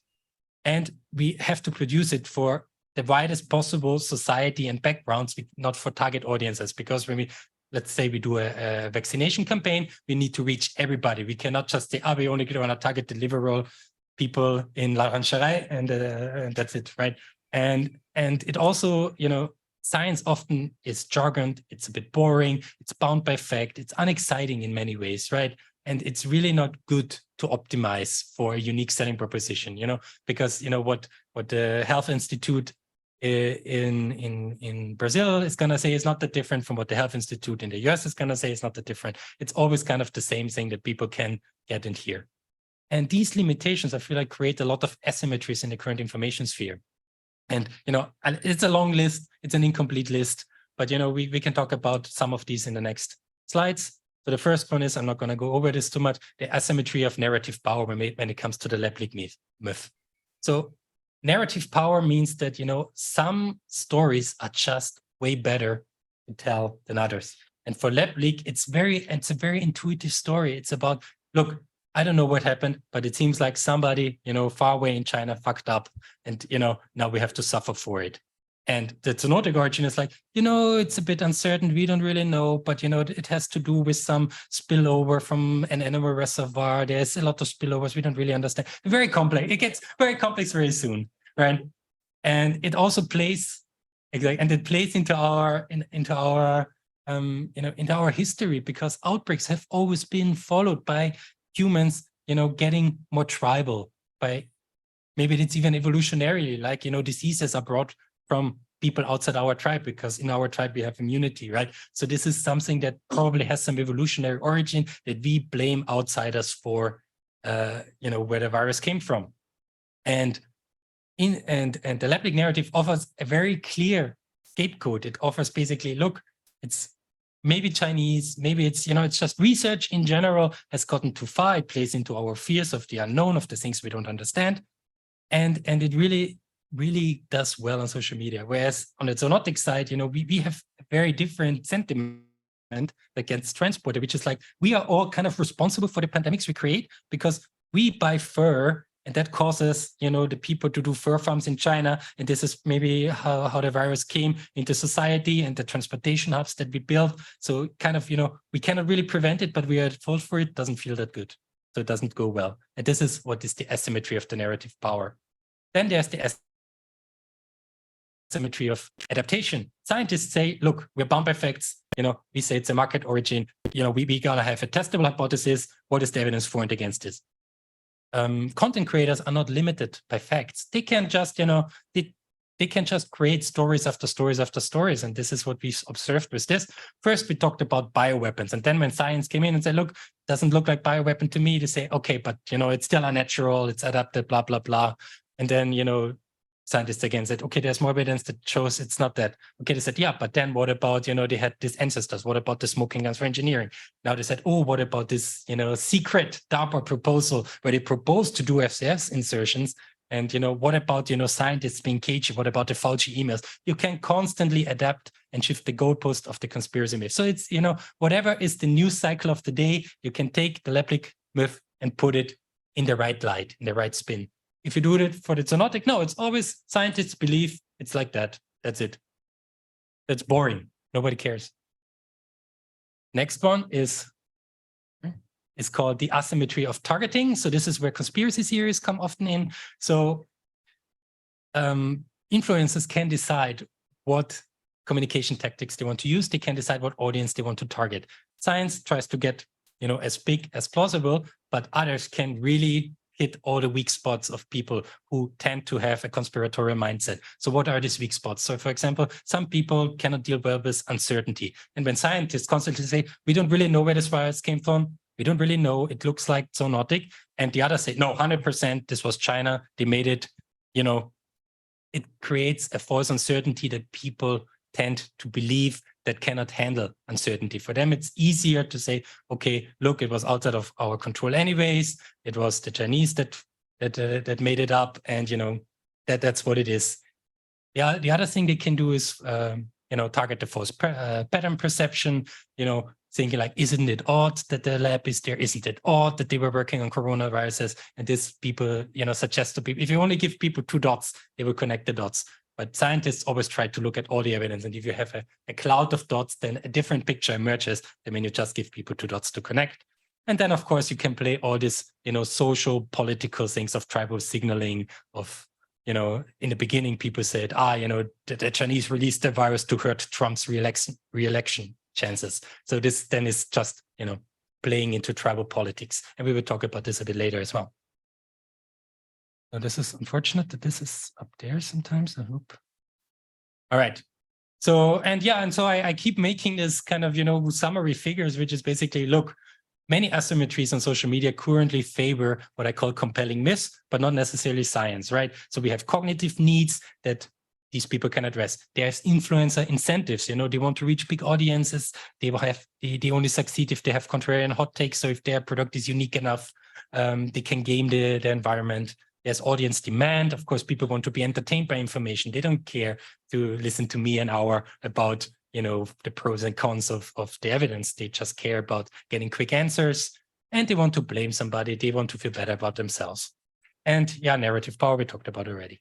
And there's one more thing, which is called influence operations, which is basically, look, there's all of us who kind of create some asymmetries, but then there's also some financial, political, ideological interests that can also create asymmetries. And we were going to talk about that next. So just as a summary here, the attention economy asymmetrically rewards fast, entertaining, and emotionally engaging content that is custom-made for specific audiences. And this kind of favors falsehoods more than it favors science. So next is science is a myth buster. So science is usually something that, that will face opposition from people because either it interferes with the beliefs that we hold dearly and don't want to give up, or it interferes with the stories some people tell us in order to manipulate us. So you will, and I mean, merchants are stout is a very nice way to put it. There are certain communication tactics that lend themselves to throw doubt on science, and we're going to look at some of them a little bit. So the first one here is called what I call the sensationalist storytellers. We already talked about science is limited because it's bound by fact. You cannot, science is always the same. You have to respect the evidence. You have to you're bound by professional standards, by fact, and you cannot make up stuff. You have to base your knowledge on some facts. Storytellers are not limited by that. Storytellers are judged by how well and how compelling can they tell stories. And so they can create a lot of what I call sensationalized or optimized fictions. They can tell beautiful, compelling, intuitive stories, and stories are very manipulative because we humans, we are very susceptible to storytellers. We always were. This is a human universal. Stories just, they have certain story elements that we react to positively. They are more believable. If I tell you a story, it's way more believable than if I just show you a statistic. I have to tell you a story behind it.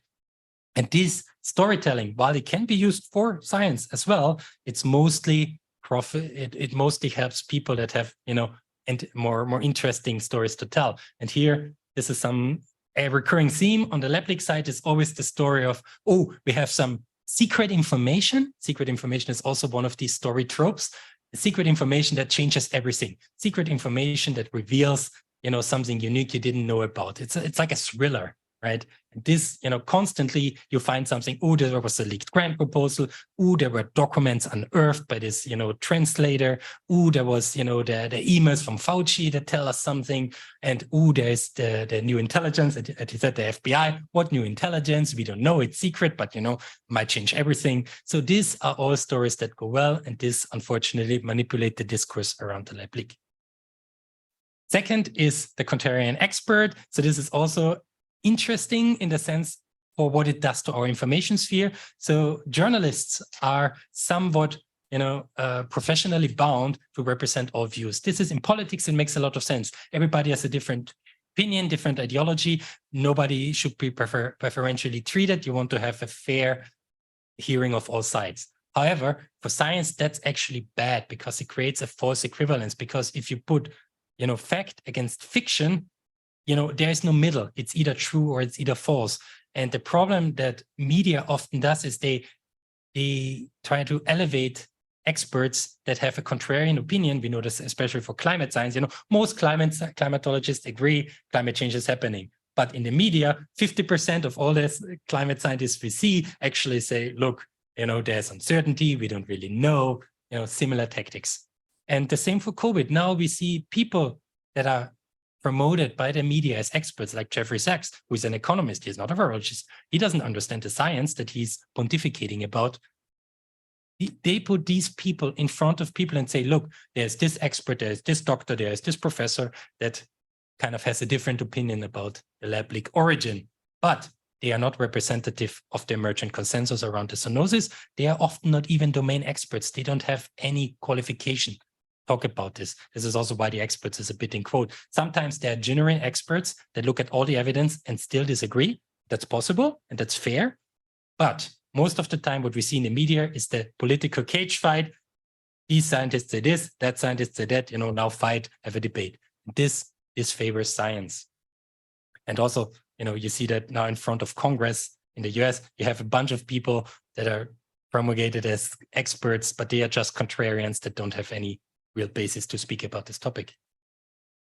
The next one here is moralizing the discourse. So this is a bit more going into the weeds of what goes well on social media. So people react well to moral outrage. This is something that really prompts us to engage. When we feel like there's an ethical violation, our social fabric has been broken, we tend to get angry, we tend to engage, we tend to fight. And people use this use moralization, and this is something that's very antithetical to science, but people use moralization in order to make things very black and white ethically, saying, look, everybody who doesn't want to break into the Chinese labs to figure things out, they are helping the Chinese cover things up. They are criminals or virologists, they need to be brought in front of Nuremberg, stuff like that. This is moralizing language. This is more provoking moral outrage. This will cause a lot of engagement, but science cannot moralize. Science is bound by fact. Science is not supposed to say about, this is more moral, that is more moral. Sometimes, of course,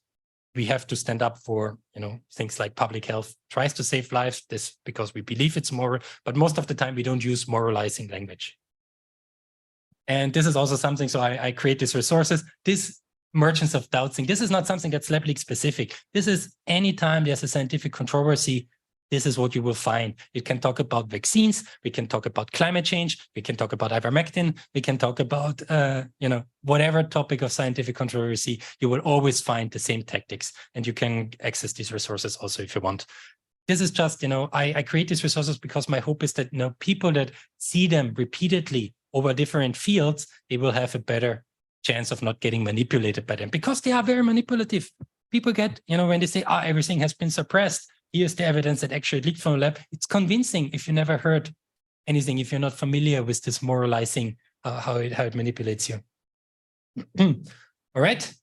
And now the interesting and more important part here is about, these discourse manipulators, they are pretty good velocity hackers. Another question is, what exactly is information velocity? So information velocity refers to the speed and how information spreads through social networks. And this is not necessarily a good or bad thing. So we want information that is highly relevant to us. Let's say a mass shooting, let's say there's a catastrophe, let's say there's a war. We want this information to have high velocity in order to reach people on time, in order to, inform us. And velocity can be also understood as a measure of contagiousness. So kind of, it's very contagious. If you have something of high velocity, it really spreads like a virus through social networks. And what happened, however, on social media especially, but also more and more on real media, is that velocity hacking has become kind of an industry. It's now the actual business of people that work with information products, from influencers to journalists to newspapers. They are velocity hacking. They try to win out against the other information producers in order to get seen the most, in order to earn the most money. How are we on time? Is it good? So it's still going to be like 10 minutes and then I should be done. So, and the interesting part about velocity, it's a property that's external for information, meaning that it can be optimized irrespective of what is the actual content of the information. So, two identical articles can have very different velocity based on what is the headline. Two identical videos can change on their thumbnail and so forth. The velocity is not really related to the merit of the information content. So false and misleading information can have a higher velocity than actually true and factual information. And the velocity is actually dependent on the social and media environment. So meaning, something that goes viral on Facebook might not go viral on Reddit. Something that goes viral in a conspiratorial-minded community might not go viral in a scientific community, and so forth. And here I'm going to put some example of how do discourse manipulators, for example, get viral. So here is an example of a person that is just, a self-proclaimed journalist. It's just a Substack blogger who is very big in the anti-vax scene. What he does is basically he clipped a video of a prominent anti-vaxxer, made a comment about, Anthony Fauci produced a bioweapon. So this is why it interfered with the lableak theory. And this got, shared hundreds of thousands of times. But the interesting part is it got shared by Elon Musk, who is kind of, a super spreader by himself, at least on Twitter. And this person, the first one is luck. You cannot always control if information goes viral. But the second thing is velocity hacking. The second tweet, which is the one above here, is like he used the initial virality of the tweet in order to make an information product that's way more viral. And what did he do here? Basically, he quote tweeted himself. He highlighted with a yellow marker, so it's visual differentiation. He's cloud chasing an influencer like Elon Musk. He designed it to provoke moral outrage even more, and he created this long thread in order to get people to kind of fall deeper into his information environment. And this then got shared like 6.5 million times, which is insane for any tweet. And this is basically, there's a whole industry that tries to figure out how can I promote my information to the very top that everybody will get to see it. And what I call here, there's velocity hackers dominate the discourse, but it's not just about optimizing content in a nice way. There's a lot of toxic velocity hacking, making use of tragedy. If you have some news, a mass shooting, you have a bunch of ghouls that immediately politicize it because they know this will go viral. If you can, get influencers to target them, if you're sometimes attacking scientists. So if there are scientists that have a huge social media following, you attack those scientists because if they respond to you, that increases your visibility. So there's a lot of that going on. So any kind of engagement you can force is good for you. Sometimes you have to be very fast, and you can even, you can shamelessly copy. So this tweet down here, like, one person is like, producing this list of, we were right about this, we were right about blah, blah, blah. And then the second person just copy pasted the same tweet, and he still got 3 million views out of this identical tweet, just because he did the same thing for 4 hours later. So it's still very profitable if you're very fast, copy paste, whatever. There's no rules, there's no ethics, there's nothing. You just do what gets you viral. All right. So this brings me to part 2. Sorry for straining your brains a bit. Discourse manipulators sabotage and drown out scientific voices when the scientific results interfere with either popular sentiment or the strategic, ideological, or financial goals of discourse manipulators. This is something that scientists are not equipped to handle most of the time. So last thing, information pathogens. So what is an information pathogen? So now we have to think about our information environment.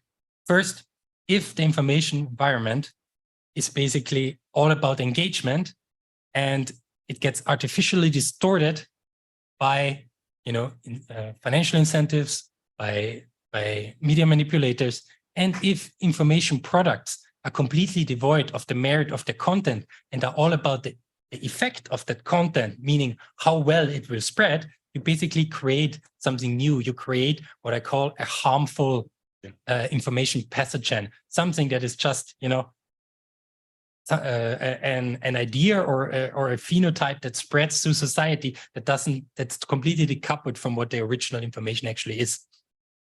And while biological pathogens actually compete over our host bodies, I feel like information pathogens compete over space in our minds.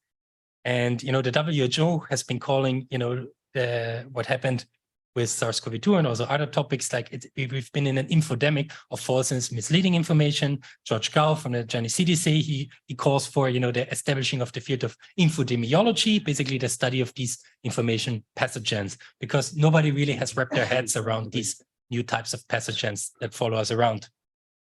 And I think information pathogens are toxic organisms, and we get exposed to them if we want to or not. The moment we participate in the attention economy by going on social media, scrolling through, just wanting our entertainment, they will come into our feeds. They have a chance to infect us when we get exposed to them. So without our will, without our knowledge often. And this is dangerous depending on what cargo these pathogens carry. So information pathogens use us as hosts and adapt. So once they spill over, they're often outside of our control. So first, just like biological viruses, information pathogens develop a life of their own, and they can take over our life and then mutate, because in our minds, if we start believing in, let's say, a lab leak, maybe, it mutates in our mind to actually it was engineered, maybe it was even a bioweapon, maybe the Chinese had a secret bioweapon, it starts mutating. We don't really have control over that anymore. Second thing, it can cause chronic infections. So when information is special in the sense that information shapes our perception of reality. So when information starts infecting us, when we start getting exposed to information, we involuntarily change our attitudes and our understanding of the world. And sometimes that can entrench themselves in the form of beliefs and worldviews. And another thing is that information pathogens can cause outbreaks, and these outbreaks are associated with crises. So while biological pathogens cause health crises, information pathogens cause what I call an epistemic crisis, meaning people lose the ability to differentiate good from bad information, the ability to say what is real and what is true. And this is, I think, a huge problem in today's information environment that people are suffering from currently. All right, one last thing I have to introduce to you, and I'm very sorry because it's complicated. And then we can finish this up. So information cascades is one thing that is very specific to social media. So an information cascade in itself is when we see, a run on the banks, this would be an information cascade. You see a lot of people in an economic, or when we buy a new product, it gets hyped, the new Air Jordans or whatever, people start buying the same product because other people bought the same product. And on social media, this is actually a lot how information spreads. It's like, when we see that our social environment starts sharing information, we are more likely to share it than when we come across the information and nobody in our social environment shares it.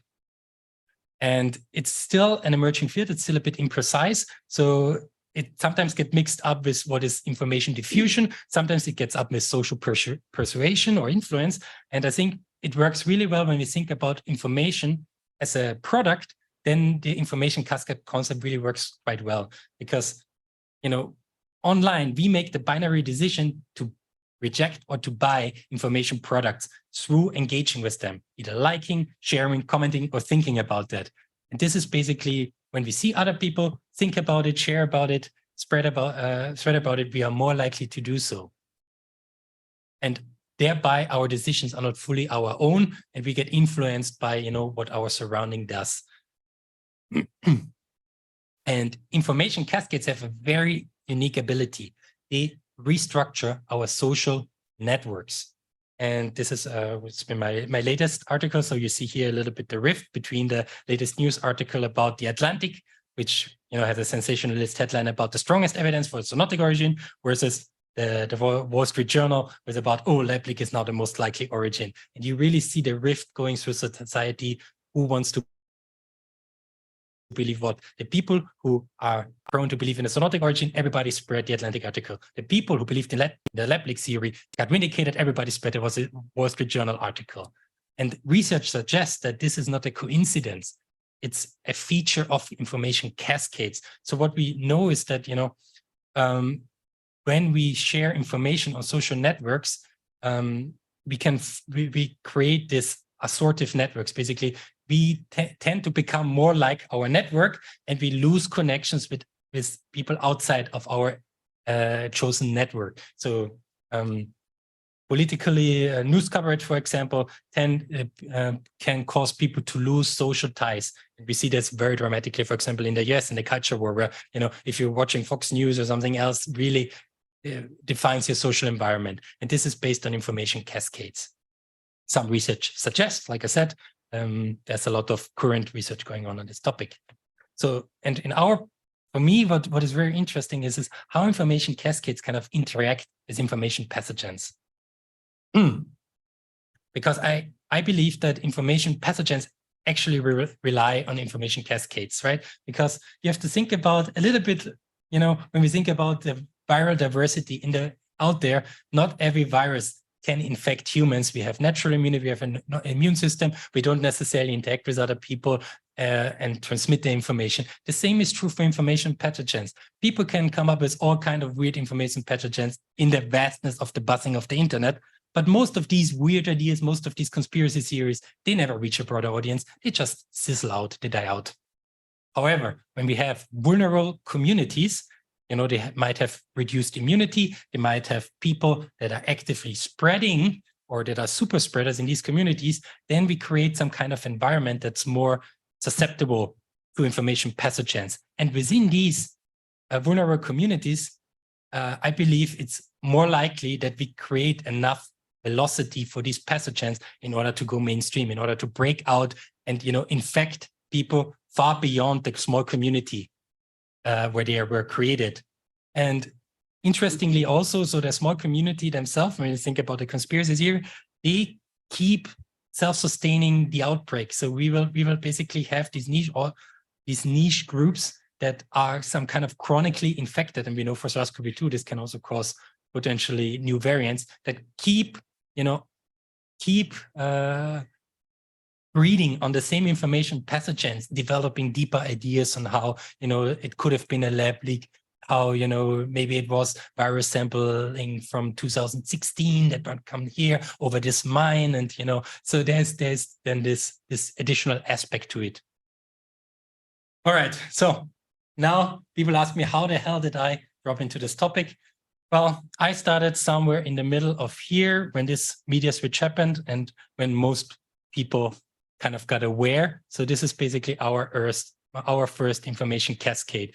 And I call it an information cascade because by the mid-2021, actually the science had already reduced uncertainty. The evidence was more clearly pointing zoonotic origin. So scientific evidence did not change. It did not justify the information change that we have observed in the media. So clearly there was somebody starting in the media that started thinking that, oh, the lab leak idea has been suppressed, and now I'm going to talk about it. And this idea, this decision was replicated from smaller bloggers up to bigger influencers, up to the mainstream media, because they saw in their media environment everybody making the decision to suddenly take the lab leak theory serious, like as a competing theory, and not just as a conspiracy theory as it was treated before.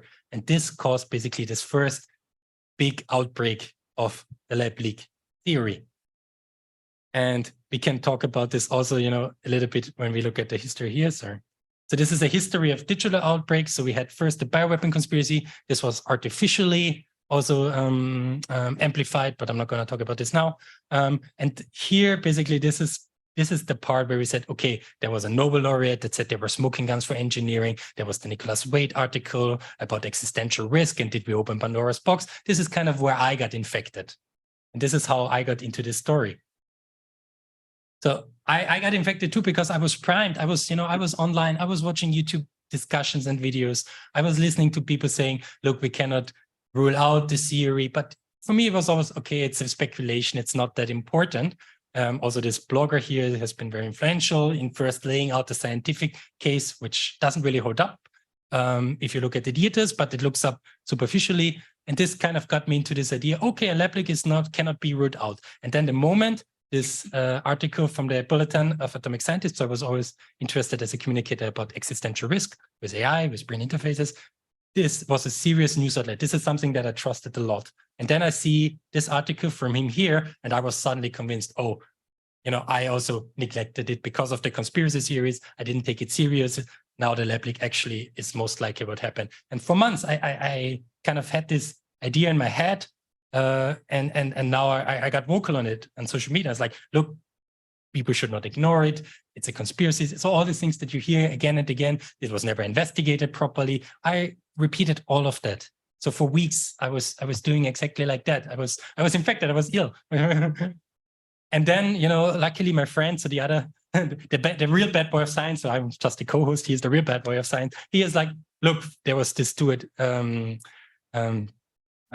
this very famous comedian who also did a viral information bit about the lab leak theory. Like, hey, can we talk about this seriously? What is the evidence pro and cons? And I was like, okay, I'm going to do this with you. Let me look at the evidence. And so I started digging, looking at the evidence, because I was lucky in the sense that I had the right background to do it. Most people don't.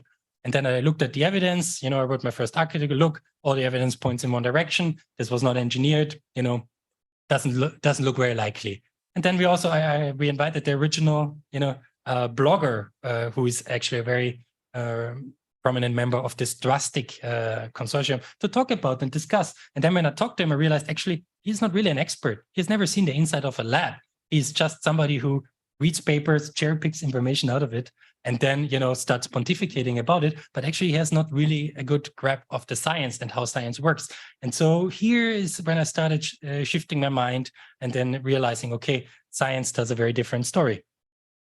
And then after that, we did a lot of expert interviews with Dr. Carlos, with Dr. Michael Warby, Edward Holmes, and what I decided to do is actually maybe futile, maybe interesting. I decided to put all the information, everything, my whole journey kind of online. So every piece of information that I learned, every long form interview that I took, or most of them at least, we put online. Everybody can see, everybody can listen 2 hours to Carlos and hear his expert opinion, what is likely. Everybody can talk to Michael Warby about how he thought lab leak was likely. Then he started, looking in Chinese diaries, figuring out who was the first case and stuff like that. And then you see, I think it's important to see, these are humans that are first and foremost trying to get to the truth. These are not some conflicted people that try to really shift the narrative, that are not people that, most of them don't do gain of function research. Most of them, are not getting paid by any grant from Fauci or similar. These are just people who do science, who got in the middle of this controversy, and also have been writing long form articles about it, providing, resources and stuff like that. All right, and what has been my reward? My reward so far, toxicity. So as you can see here, I showed in the beginning, science has been under attack, and every scientist that has been speaking out on this topic, even bystanders that are not, necessarily involved in this at all. They get insulted, they get ridiculed, they get harassed sometimes, and depending on how public your profile is, the worse it gets. So most of these people receive death threats on a regular basis. Peter Daszak, for example, he has people come to his house. He had to get private security. There's anthrax letters, the usual thing that you would expect from people facing this. Anthony Fauci, I mean, I don't know, but he also has a lot of trouble. And now most of these people have to go in front of the US Congress. They are being treated like criminals just for engaging in this topic scientifically. For me, it's easy. I sit in Switzerland. It's not too heated there. I get called a shill. I get called a propagandist, a troll, For me, it's easy to talk about this. And because it's easy for me, I think it's also my responsibility to talk about it because I'm not facing physical danger. People just discard me. I get 0.1% of the harassment that the scientists get. And so, I'm fine so far. I hope it doesn't get worse. Yeah. But the point is, it's not about scientific evidence. It's mostly about a tribal war, about worldviews at this point. All right. So conclusion, last part, contagious information pathogens spread via information cascades. And this plays a key role in the current fragmentation and polarization of our information sphere. And I think this causes societal and epistemic problems. So, and the question now I have for all of us to discuss is, we have created this ecosystem of falsehood. How can we move the levers back to favor science? And who has a good answer to that? I don't have an answer. I just have one concluding remark, which is basically that we have as science communicators and people who talk to scientists who talk to the public, we have to think about, not only about how to most effectively communicate science, we also have to learn how does information work in the wild, in the real life nowadays. And we have to judge information. We don't have to judge information based on effect, but we have to learn that other people judge information based on the effect and not so much on the content. And this poses a problem because, a democratic society, all our institutions were built somewhat on the free flow of information, right? I mean, the fourth estate, journalistic, independent outlet were built against state censorship, about people controlling the narrative. And now, people thought initially naively that the information sphere is going to be a boon to democracy. It's going to bring people, everybody can share and create information. It's going to make everybody equal. But unfortunately, information doesn't flow equally between people. It doesn't flow based on merit. It flows by very different metrics. And here are some of the biggest roadblocks I put here for science. First, it's the noise pollution that can sabotage scientific communication. Second is the velocity hacking that creates, toxic information pathogens that outcompete scientific and good information. We have information cascades that are part of the architecture of how social media works. And then, of course, on top of that, we have algorithmic and choice architectures. I'm not going to talk about this, but there's, good work also being done by social media researchers and other democracy researchers on this, and saying basically, yes, what happens is that it poses a problem to democracy when information cannot flow freely. We have Maria Ressa, who is a Nobel laureate, who was the head of a news outlet in the Philippines and faced strong problems with conspiracy theories in the Philippines and Duterte. So she says basically that science has an important. She says that facts have an important role in society, and I want to add that science is central because we create those facts. Because without the facts, we can't have truth. Without truth, we can have trust. And without trust, we don't have no shared reality, no democracy, and it becomes impossible to deal with the existential problems of our time. This includes pandemic prevention. This includes biosafety. This includes climate change, for that matter. This includes war. So, and this is the stakes are unfortunately quite high. And I'd like to finish with an idea that Carl Sagan put out in the world, which is like science has a unique function as a candle in the dark. The lab leak conspiracy myth is at the moment a big danger to science because it has this outsized global role of bringing science under pressure. Because if a pandemic can be blamed on scientists, credibly, not necessarily if it's factual or not, But if it can't be credibly blamed on scientists, this is a once in a generation chance for many of the anti-scientific actors to use to mobilize citizens against the goodwill citizens have towards science, towards the authority of scientific facts. And I think, this is a very dangerous road we are currently on, because the moment we start losing the light of science, it's gonna, darkness gonna come in, and this darkness makes us more vulnerable. This darkness makes us, go back to a world that is full of manipulation, full of superstitions, full of myth. And I don't think we want to go to a world where the loudest and most powerful get to shape the reality we live in, but, best that everybody gets a say in the world we should live in. All right. With this, I end this very long talk. Thank you so much for your attention, and I'm happy to continue this conversation and answer any questions you might have. Thank you very much. I'll ask you to move here because he's going to, Of course, get attention to the questions that will come through here. Philipp, thank you so much for your talk. So many interesting topics. And I was really happy when you concluded your talk with a candle, because it's a little scary, all these kind of things, really. It's dangerous, as you just said. But anyway, can we gather some 2 or 3 questions? absolutely, absolutely. Queria agradecer também a presença de todos aqui e estimular que façam perguntas. A gente pode fazer perguntas, enfim, em português, inglês, fiquem à vontade. E aí a gente passa para o Philipp, também pelo Zoom. Se quiserem também, por favor, coloquem questões, a gente vai recolhendo. Só peço, por favor, que se apresentem brevemente para... Assim. Alguém? Por favor. Tem que ver o microfone, né? Lá atrás.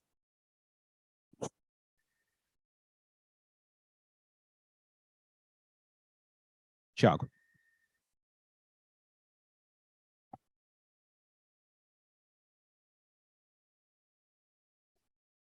Seria bom isso, se pudesse vir aqui para frente, que facilita.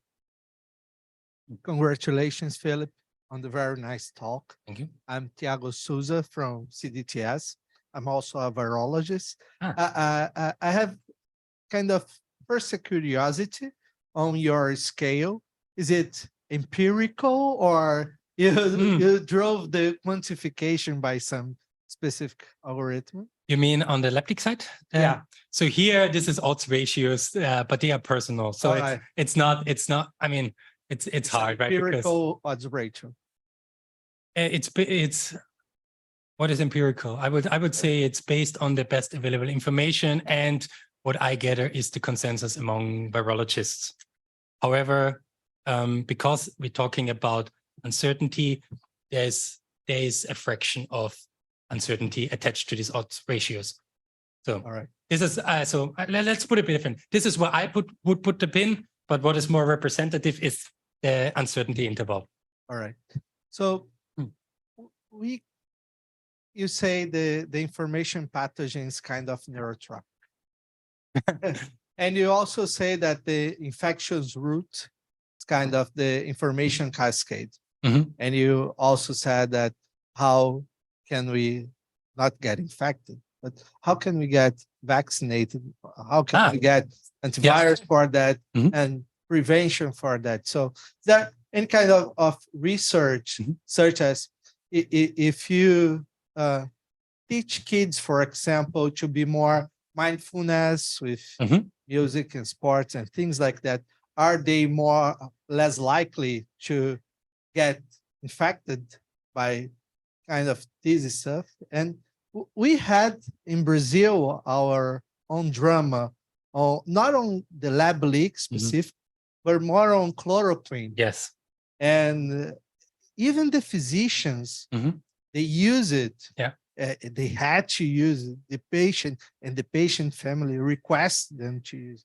And it's likely that more people got killed by COVID in the early pandemics because of the chloroquine. So I think that would be an independent area of research on this. So there is a researcher in Cambridge called, what was his name? Sander van der Linden, who has exactly looked at this. So what he's been researching is called inoculation theory for information pathogens, for misinformation. And what he could credibly show with his team is that what you can do is you can pre-bunk, meaning that before bad information hits people, you can develop kind of information products that inoculate people. And this has actually a quite good efficacy. So for example, when we talk about chloroquine, before, the conspiracies about, chloroquine or suppression or ivermectin and suppression spread around, what could have happened is an inoculation campaign telling people at the beginning, there's a high uncertainty and you will see a lot of drugs that will have a signal in small trials, but this might not be a real signal and there's side effects, and side effects can cause more problems than they actually help with this treatment. So be aware of strong claims. So far, there's no strong claims. So if you had something like this spreading around, people would consume this information first. Then if they would, later get into contact with this specific disinformation about, hydroxychloroquine or ivermectin, they would have had immunity against it. So this would be one part of that. A more effective way to do this is also work that he has shown, is to inoculate people exactly against what I've shown you, against discourse manipulation. So this is something that is general enough that you can do videos or similar information content about, how to not get manipulated by emotionalizing language, by talks about conflicts of interest, by, fake experts. And if you do that, then you see also people are less likely to spread misinformation and to believe it. So there is some work going on, but this is cutting edge. He just released a book. It's called Foolproof. I'm currently reading it, so I can recommend it. And he offers, some insights how this work came about. He was working, with governments. He was working with Facebook, and he has some very compelling anecdotes to support his research. So yeah, definitely there's a lot of work going on, and inoculation theory is something that has been shown to work. There's also some other ideas how to contain the spread, which would go towards network theory and graph theory. This is basically, breaking information super spreaders. So if you have certain amplifiers, certain nodes that cause a lot of misinformation repeatedly, you can think about de-amplifying them, thinking about, taking out these nodes from the network. So they have shown, for example, this was on Twitter, I think, and when they take out some disinformation super spreaders, that the surrounding network actually was less likely to start picking up on bad information, on misinformation. And this effect was beyond what the initial person would contribute to it, because it's, it's a cascade, it's a network effect. So there's ongoing work, but yeah, everybody is wrapping their heads around this. It's not solved by any means, which is a problem of science. We are not so fast. We have to study things. We have to think carefully. And social media is a complex system, which makes it so much harder to study, because it's updating, it's interact with humans. It might have tipping points we are not aware of. But yeah, I'm in contact with some people, and also I'm going to interview them, and then you're going to see long-form interviews with them online, exactly talking about what can we do, how can education help to boost our natural immunity against bad information, how can active immunization help via this pre-bunking and inoculation campaigns, and how can we change our information hygiene, which is talking about content moderation, which is talking about network theory and stuff there. Obrigada, Philipp. Alguém mais? Sim, vamos ouvir. São duas questões. Marcos, ok. Before, let me just get one sentence here. I think we have a nice example of vaccine against information pathogen here in Brazil. I would say Zé Gotinha e SUS. Why? Zé Gotinha is the symbol of our vaccination campaign. It's someone disguised as a drop, which appears in television, stimulating kids to get vaccinated. And sewage is our unified health system, which was very good at convincing people that vaccination is something very good. Even Bolsonaro, with 4 years, could not destroy this kind of vaccine. So when people put vaccination, despite all the campaign from Bolsonaro, people vaccinated. In fact, in the years before, Brazil was vaccinating much more than Switzerland, much more. See, because there was always a very intense work to vaccinate people, that vaccine was something very good.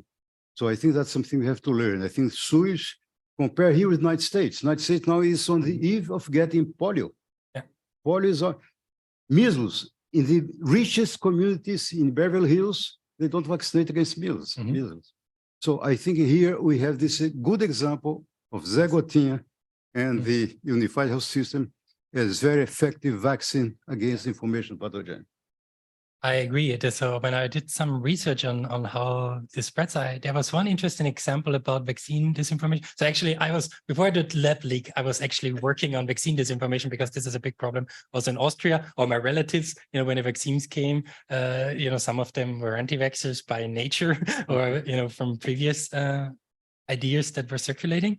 And so this is kind of how I went into this anti-science idea, and this is why I felt like, there's some information gap that needs to be closed. And I was very interested in the case about Portugal and Brazil, because, you would expect Portugal to go exactly the same route as the rest of Europe, traditionally, given that similar environment, similar, cultures, similar, economics, whatever parameters you want to look at. But what is different in Portugal is they share an information sphere with Brazil. And Portugal, highest vaccination rate anywhere. So I think part of that has to do with what was the information that the pre-bunking and the cultural information that was in Brazil that swept over to Portugal and helped them pull off one of the best vaccinations campaign in history and get 100% of people vaccinated. So much for that. The first question is from Dr. Peter Daszak. Hello, Peter. He said it's inspirational talk and perfect that you are giving this at Fiocruz after the intense politics of Brazil over the last few years. The question is, what's the single most important thing a scientist needs to do so we can help make sure science isn't undermined in our society, or politicians just don't use expert advice in decisions? Can we give the floor to Peter? Can he speak from there? Yeah, hi everyone. Great. Dá para botar um som para ele falar? Abrir a Peter, try to speak. A questão técnica, vamos ver. No, we don't hear. Okay. Não dá? No. Sorry. Pena. Okay. So always with the easy questions, I see. The single most important thing for scientists. I would say it is important to not get bullied out of the conversation. So I know so many brilliant scientists, brilliant people that just say, I'm not going to touch this topic. I'm not going to speak out because it interferes with my life. It poses a danger to me and my family, which is understandable. But the moment you start losing scientific voices, the few that are left standing have an even harder time, because then all the hate focuses on them. I mean, like I told Peter, I think at some point that, I'm happy to be part of the conversation, because every meme people waste on me, any stupid energy that goes towards my way. And I have people that have, use the hashtags, the Daily Markolin, to make fun of me, right? That's fine with me, because that means they don't waste their energy on really, bullying experts from work. I'm a communicator, what are you gonna do? They're not stopping me from doing good work. What they are doing is, when they get experts and bully them out of the conversation about vaccines, about ivermectin, about the lab leak, they do way more damage. And so it's important for, at all levels for scientists, don't get bullied off the conversation. Learn to navigate social media, learn to speak up for the facts, and, don't get scared. Just, spend 2 hours looking at what are the mechanisms, what can you expect, and then just, engage as much as your mental health can handle and do it. Don't get bullied. Don't be afraid. Most of the energy that comes is anyway, it's words. It's not more than that. Certo. Vamos ouvir mais uma do Zoom, depois eu vejo aqui, né? The second question is from Bill Provence, a scientist at Fiocruz. Excellent talk. Have you considered how information cascade activity mobile mentality? Can you? Cascades activate mob mentality. So Could you repeat the question? the question was if I considered how information cascades contribute to mob dynamics. So the honest answer is actually I have not. So I think they are connected for sure, because what we've observed with information cascades is that, previously it was the news cycle. Whatever comes to the top of the news would cause action. Information cascades, because they are so powerful when they are driven by information pathogens, they shape beliefs, they shape worldviews, and they have usually a strong moral component to it. This usually brings people to action, and moral outrage and moral panics are associated with that. So I don't know how much, moral panics correlate with information cascades, but if I had to bet, I would say they overlap 100%, because I don't know if anybody, are you familiar with the term moral panics?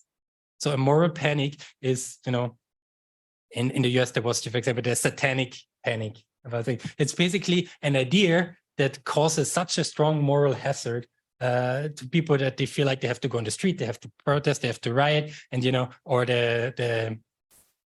what was it, the Red Scare, so the communist scare, the McCarthy era. So these are kind of moral panics driven. There's invaders in our midst, they're secret communists. So these are moral panics, and I would assume they go hand in hand with information cascades. But I have not looked deeper into this. I'm happy to do so in the future. So thank you very much for the suggestion. Obrigada, Peter. Philipp. Alguém? Tem o microfone ali.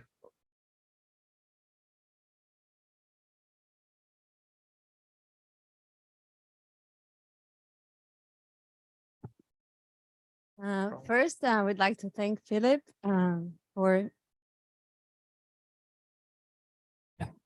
Pode se apresentar, pedindo. Okay. My name is Carla Almeida. I'm a science journalist and also a science communication researcher here in Casa de Oswaldo Cruz. And we are actually studying this information, so this was very important for us. And well, you mentioned some features for information to flow effectively, and I like fast, targeted, and appealing to emotion. And I wanted to know, in your opinion, we hear a lot that science communicators should follow this pattern, try to create narratives very emotionally, and well, try to kind of imitate what fake news does. And I would like to know if you agree with that, or if we should try to break this pattern somehow, and is it possible? Thank you. This is a wonderful question, and this is something that I've been thinking about a lot. So I think most disinformation researchers, that people that really study how disinformation works, that study propaganda. So René de Resta would be a name that comes to mind at the Stanford Internet Observatory. They say that you can, in this case, you cannot fight fire with fire. So it would be corrosive to democratic societies if you would use the same tactics in order to manipulate your own population like that. So, and I tend to agree. So I think it's the wrong approach to kind of use the same tactics to manipulate the people for the good cause, because this is what discourse manipulators do. They believe they're working for a good cause. Their worldview, their ideology thinks that, in the service of greater good, we're going to do this. But this is not how democratic societies functions. This is how autocracies function. The the dominant narrative has to win out. I think the more prudent strategy for science is to make science more attractive in the sense that, there's a lot of things we still can do. I make now, this funny little graphs or, collect information that is useful and then try to, ask people, hey, I know you have a good following and you did do this.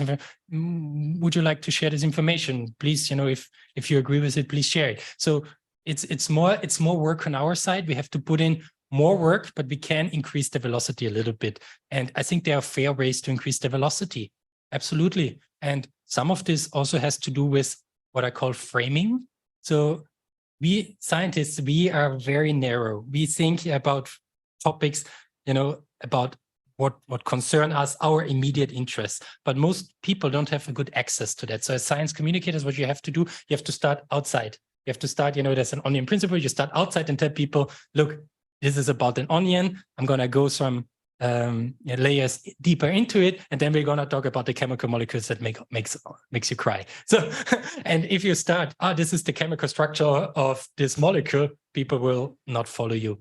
But if you start big, if you tell, look, this has some relevance to you, this has some relevance to society, and, hey, don't you want to, I guess you don't want to be manipulated, maybe pay some attention, you will be better. This is a way better way to increase your velocity and provide value to people.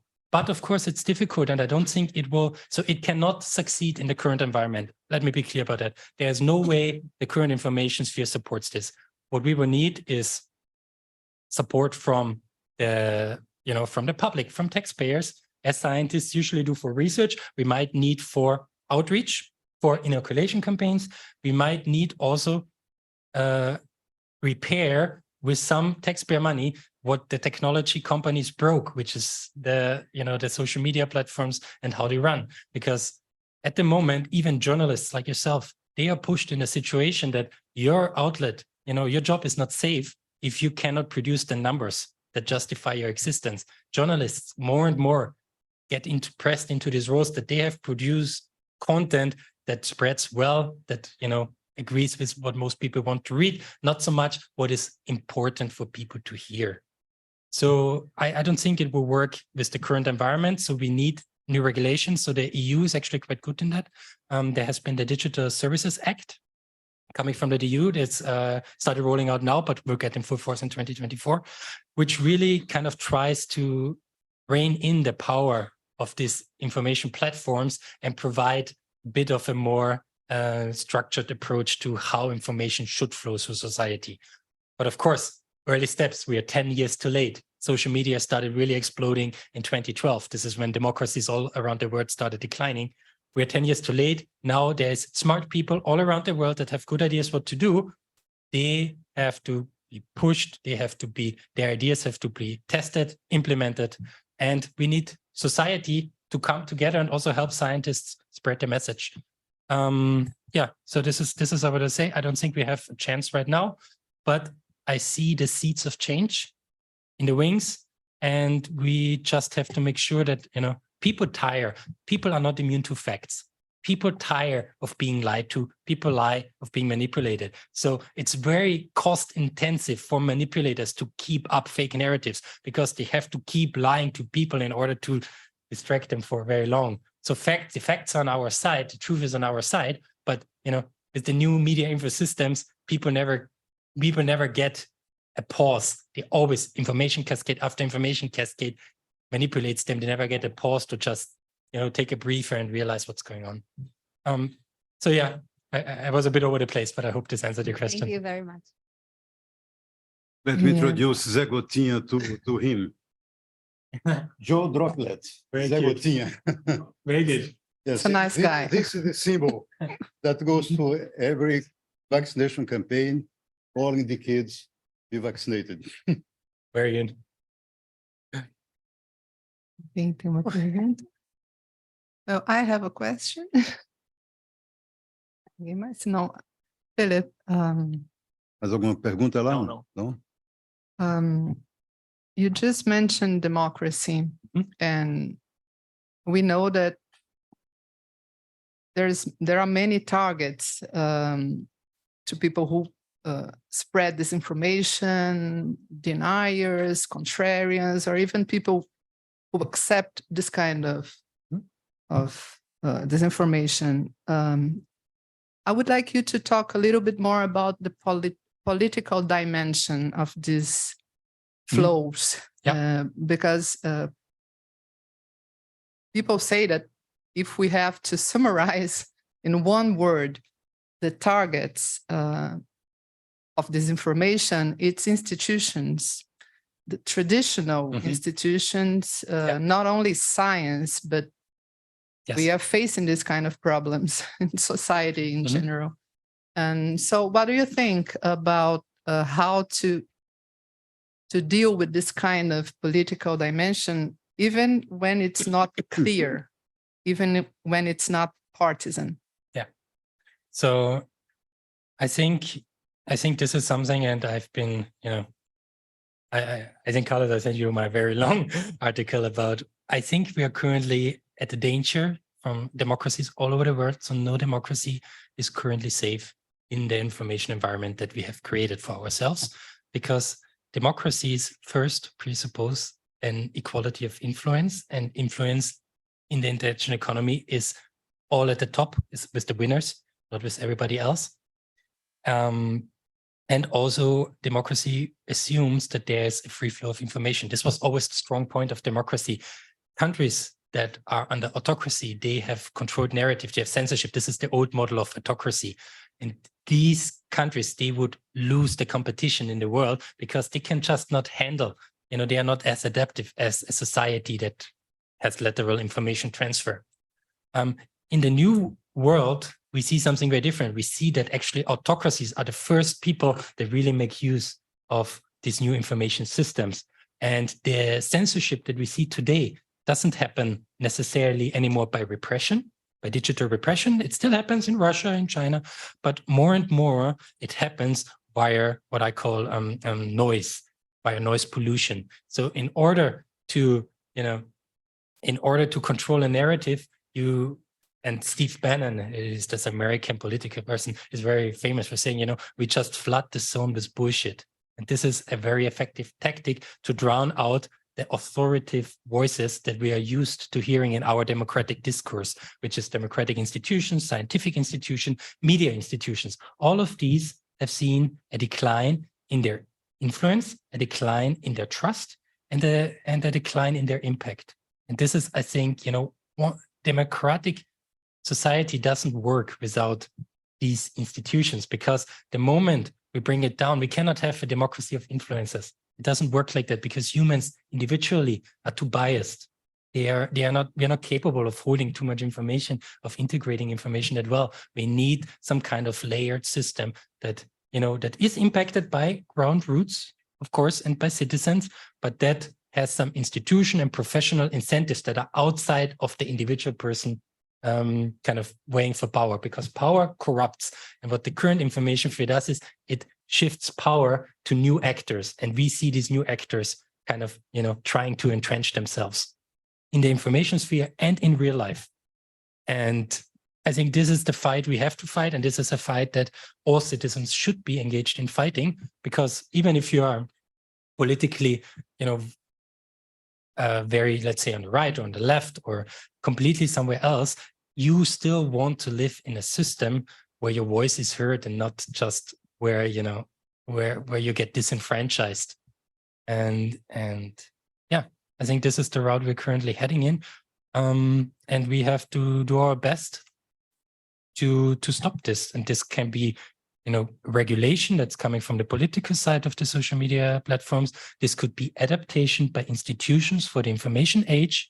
This could be individual changes, starting from education, starting from, doing things a bit differently. Everybody, all of us contribute, unfortunately, to the infosphere. And this is something that I stress. It's not, conspiracy theorists on one side and the good citizens on the other. No, our choices of what we choose to click on, what we choose to buy online, our preferences for entertainment shape the infosphere very much as well.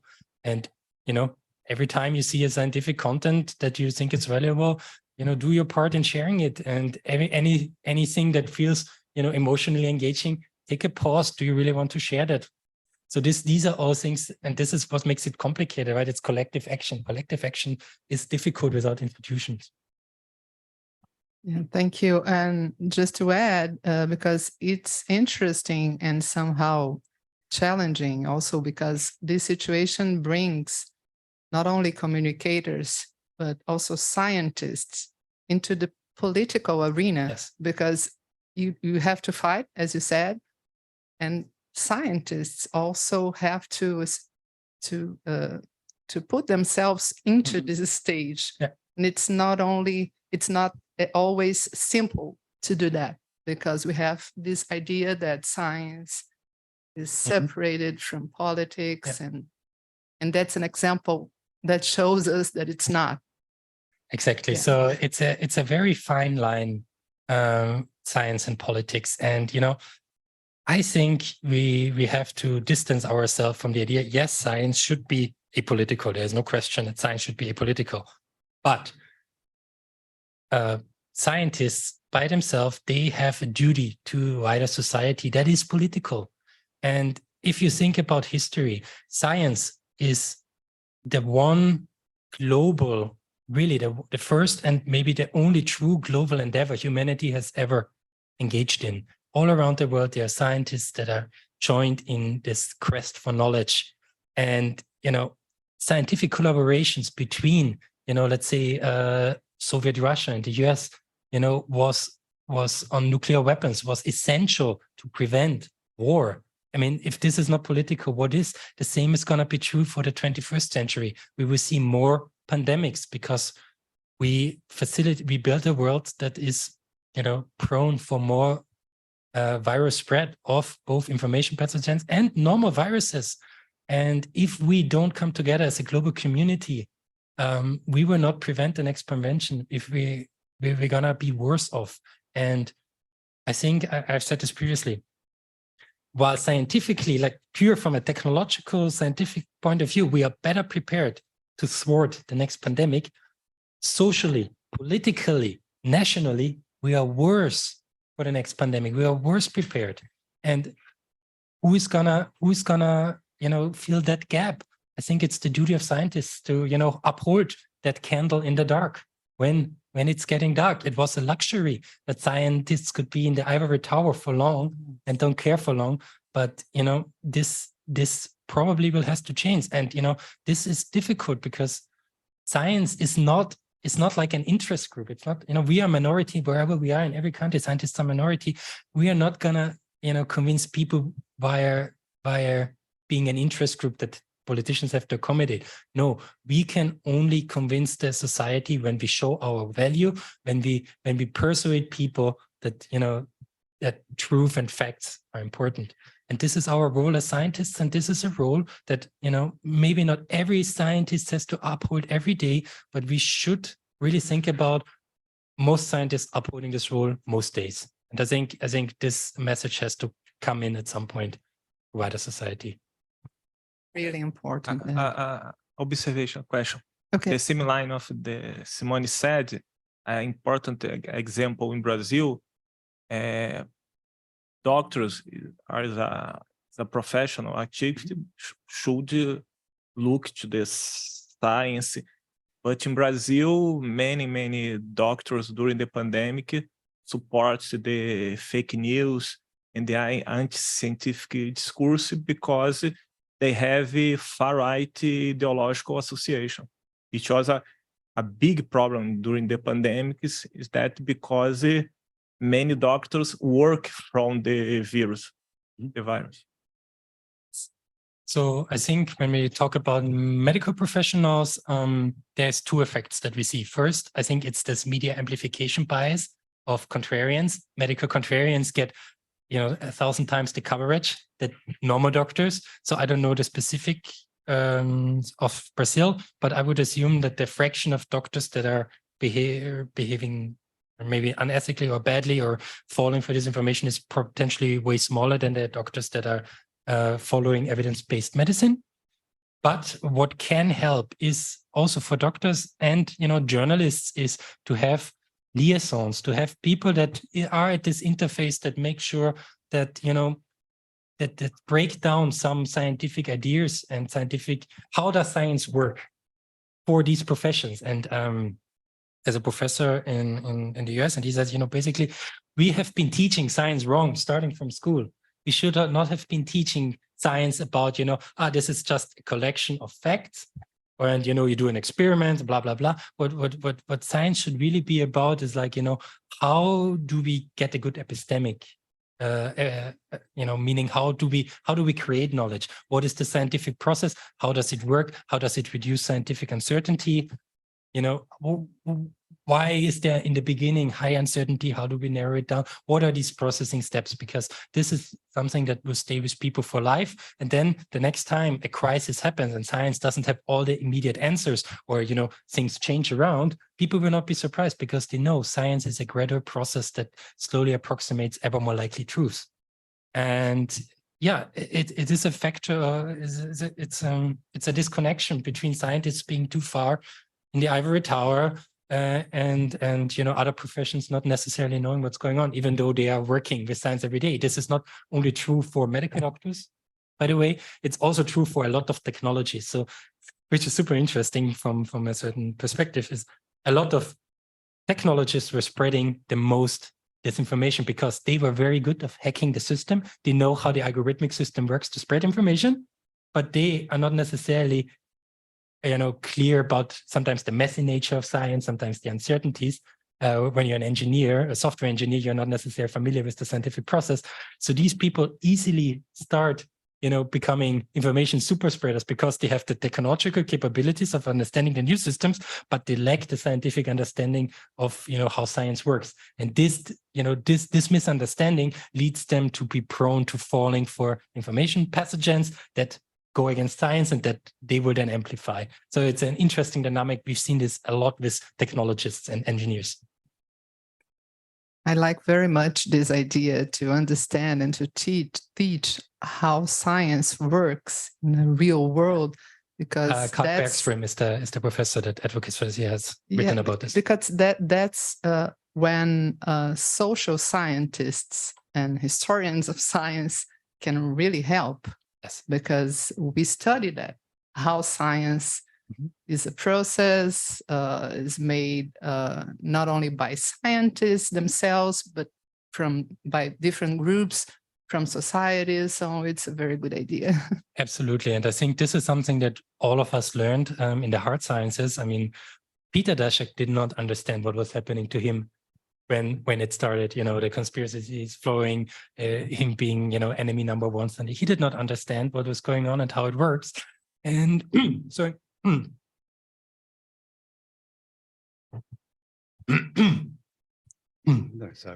And social science can really help understanding what motivates people to share information. Thank you. Yeah. How does science work? How does information spread? These are all important topics that now, I mean, now we have seen a boon, and I've interviewed a few people that work with conspiracy theories. So what causes conspiracy theories, right? There's now a rich literature and interest in these topics. It was fringe. People did not really want to study this. Now they realize there's a social necessity, especially pandemics. Pandemics are a social phenomenon. It's not a, you know, it's not just a virus that does its thing. It's our social networks and how they form and how they work and what we do that causes pandemics. And yeah, I think it's shown us that, you know, we never know what knowledge is important at some point. And, you know, ignoring social science for, you know, we're gonna just do the engineering and the hard facts, not the smartest move when we are living in a world that is connected and run by humans. Quem mais gostaria de fazer alguma questão para o Philipp? Não sei se pelo Zoom, Marcos. I'd like to make one small comment, and then thanks, Philipp. Philipp, one thing that is really frightening and really surprising is why the United States, that has the best science, is so dominated by these theories. And this reminds me a phenomenon of the Soviet era. person called Lysenko. Lysenko, yeah. Lysenko. He was a guy that did not believe in the genetics of the Occident, genetics of the United States. He believed in Lamarckism, and he had his own genetic theory. And this guy became the Minister of Agriculture and made the Soviet Union a total failure in agriculture. Why? There was no vaccination against him, so he could dominate. He had the power to say which should be the politics in agriculture, yes, with a wrong basis. I'm really afraid that the #1 country in science drifts to negationism, to anti-science. When you see the American Congress putting such a level of confidence in lableak, you see Peter Daszak, Tony Fauci, and others, they are physically threatened, not by 1 or 2 people, by the power. We want to get rid of Tony Fauci, which is one of the best science you could have. So it's really something to be afraid. And the United States is a sort of phenomenon by itself. Why the most powerful military country in the world is being dominated by this kind of, that's, again, for democracy, that's very, very dangerous. On the other hand, let me now, I think we are almost at the end. Philip, I only learned after he came here. He said, why are you coming to Brazil?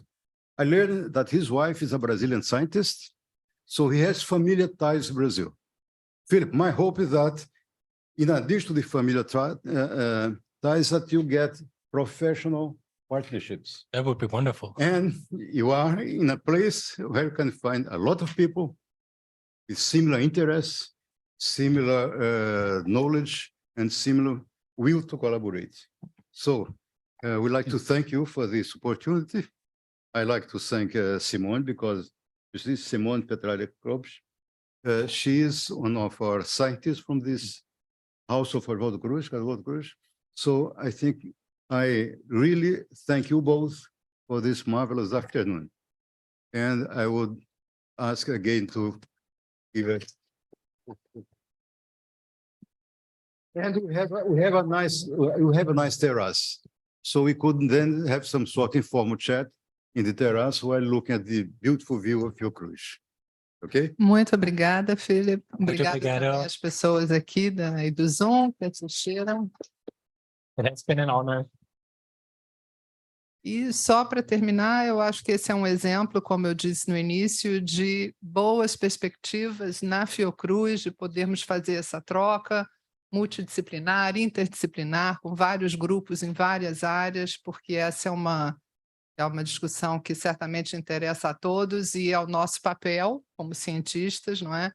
Porque, Philipp, after I translate to you, but como o Philipp disse, né, a Torre de Marfim, existe um sociólogo americano muito importante na área de sociologia da ciência, que publicou sua obra durante a guerra, né, durante o nazismo, observando a perseguição nazista aos cientistas, e ele tem uma frase muito forte que diz: a Torre de Marfim é indefensável quando suas muralhas são atacadas. The Ivory Tower is indefensible when its walls are being attacked. Yeah, it's in danger. It's in danger when the walls are. It's a challenge for all of us. Então, muito obrigada a todos. Muito obrigada, Philipp. Muito obrigado. Obrigada aí ao pessoal técnico também que nos ajudou. E hoje tivemos muitos